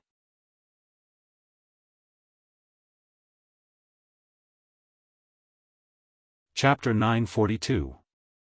The resentment in Nongzhu's tone was not ordinary. Yu Qianchou smiled bitterly at Furong. Furong smiled sweetly and stepped aside. Who said she was stupid? Actually, she knew everything in her heart. She just didn't want to trouble her man. Yu Qianchou walked into Langxian courtyard slowly. He walked to Nongzhu and looked around. He sighed, "This is the best. I envy you." Nongzhu sneered and said, "You don't come to me without a reason. Just say it. What are you doing here? If you don't have anything to say, get out. I don't welcome you here." He was forced to leave in the immortal world. Now that he was forced to come to his territory, he naturally had to take revenge. Get out? What a joke. Yu Qianchou pointed to the sky disapprovingly and said, "The land under the sky is mine. No one has the ability to make me get out. Don't make trouble. If you anger me, I will burn down the entire purple bamboo forest. Do you believe me?" Nongzhu's expression froze. He knew this guy too well. There was nothing he didn't dare to do in this world. Suddenly, Nongzhu raised his hands and howled at the sky, "Old Bai.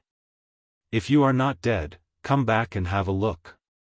Once you leave, your disciple doesn't care about me anymore. You are bullying me. Old Bai, come back and have a look. I have been living a very sullen life." He was also a smart man. When the hard way didn't work, he immediately used the soft way.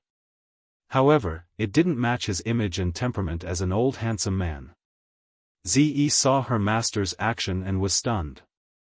She felt that her master was acting shamelessly. She was immediately flustered. Ancestor Nanming looked at the two of them and shook his head. He knew that they would not become enemies no matter how much they quarreled. He laughed and said, "What happened between you two? Why do you act like enemies the moment you see each other?" Although Nongzhu was forced to come back, he still kept his mouth shut about what happened in the immortal world.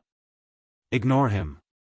Yu Qianchou looked at Grandmaster Nanming and said, "I came here especially to look for you. Let's talk in private." As he said this, he pointed to the depths of purple bamboo forest. "Looking for me?" Patriarch Nanming was stunned. Nongzhu's sorrowful voice was immediately cut off. She looked at Yu Qianchou curiously and interrupted, "You came all the way to Nanming? Did something happen?" Yu Qianchou thought about it and felt that there was no need to hide this matter from Nongzhu. He immediately set up a soundproof enchantment to cover the three of them. He looked at Nongzhu and said, "Senior Nongzhu, do you still remember the Divine Ruin Realm?" Grandmaster Nanming looked a little confused.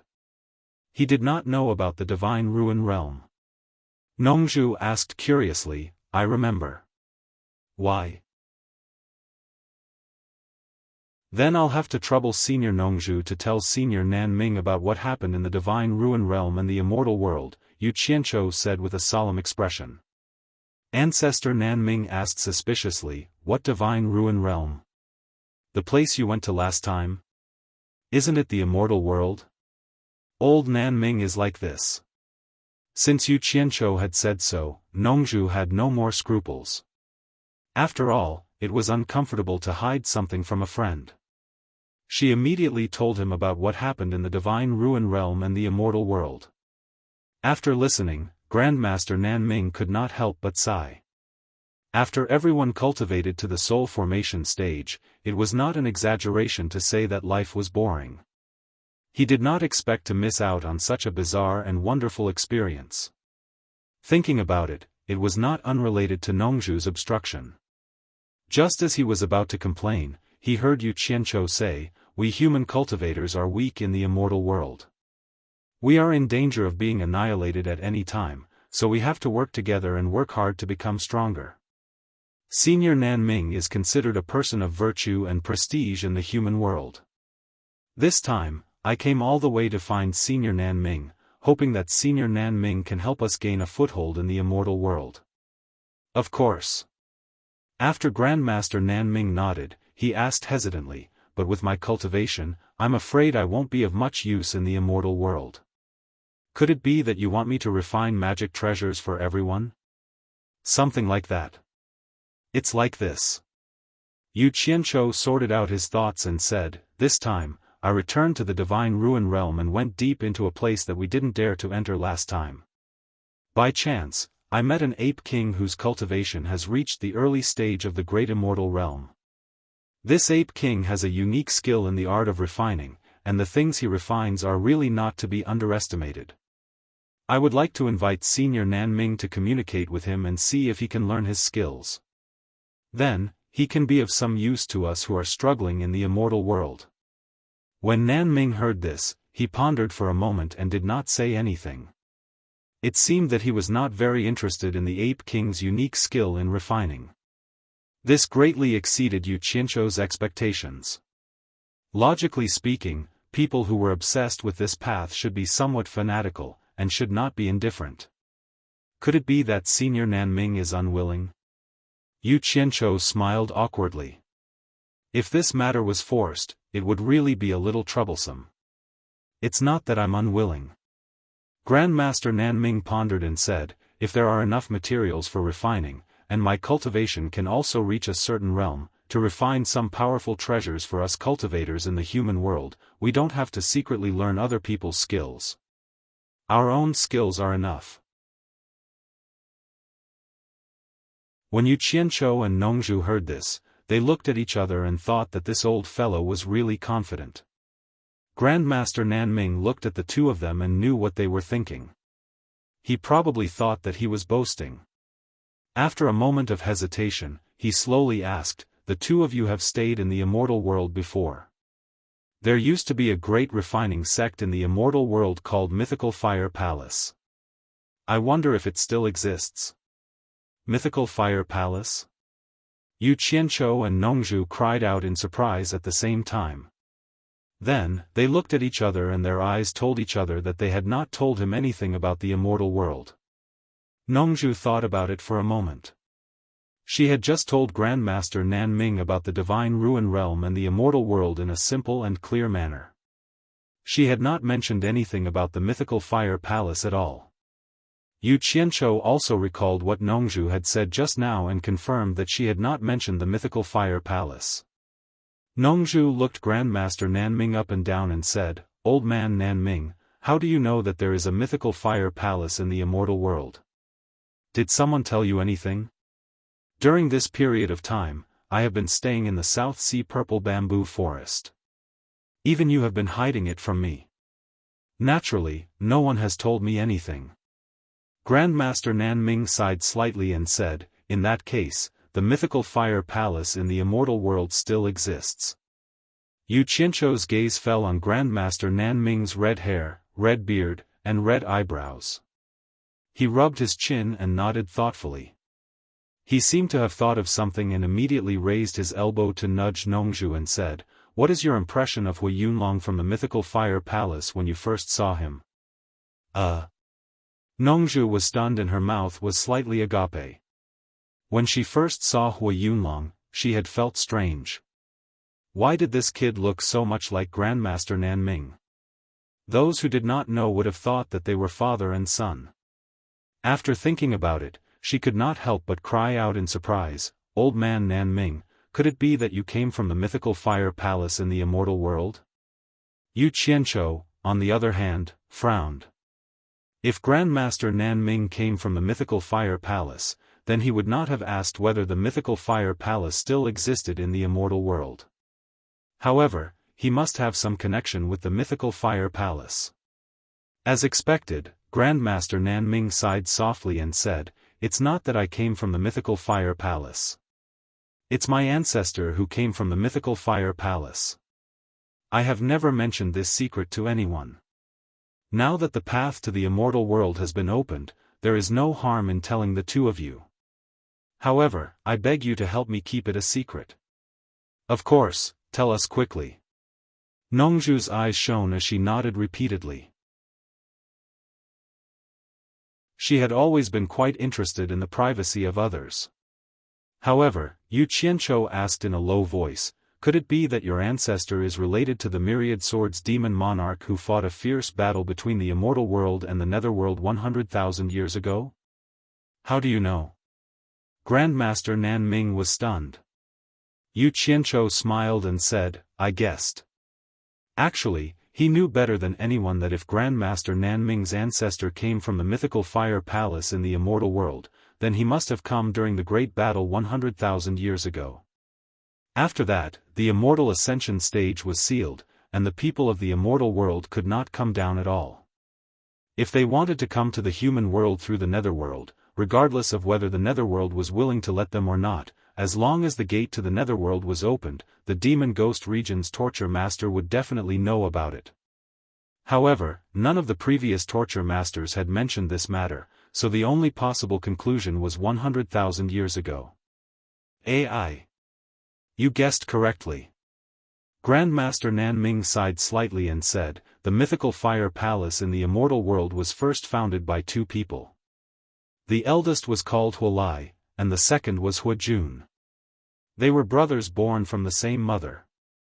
After the founding of the mythical fire palace, the eldest Huolai was called the Grand Palace Lord, and the second Huajun was called the Second Palace Lord. Then, the myriad swords demon monarch appeared out of nowhere. Immortal Emperor Jin Tai and Emperor of the Underworld Bai Qi joined forces to fight, but they still could not defeat him. Hence, they each gathered people from both worlds to fight against the myriad swords demon monarch. The high-ranking sects in the immortal world all received an order from the immortal palace.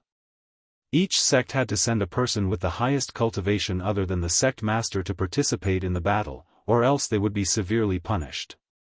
Nongju shook her head and said, I don't know what the immortal emperor was thinking. The people with the highest cultivation in the immortal world were naturally the sect masters. Wouldn't it be better to just ask them to participate in the battle? They would be more useful. I don't know about this. The ancestors' records didn't explain this, Grandmaster Nan Ming said. Yu Qianqiu pondered and said, the situation at that time was already very dangerous. Everyone knew how powerful the demon Lord of Swords was. They all knew that fighting with him was no different from sending themselves to death. If the immortal emperor directly summoned the sect masters to participate in the battle, it might have the opposite effect. Don't think that the people in the immortal world are good people. They will submit to whoever's fist is harder. At that time, the demon Lord of Swords was the most powerful. If Jin Tai sent the sect masters to their deaths, then the sect masters might turn around and help the demon Lord of Swords to fight Jin Tai. At least their chances of survival would be much higher. Jin Tai naturally didn't just rely on his fist to rule the entire immortal world. He definitely wasn't that stupid. He should understand this and wouldn't let himself fall into a situation where he was surrounded by enemies.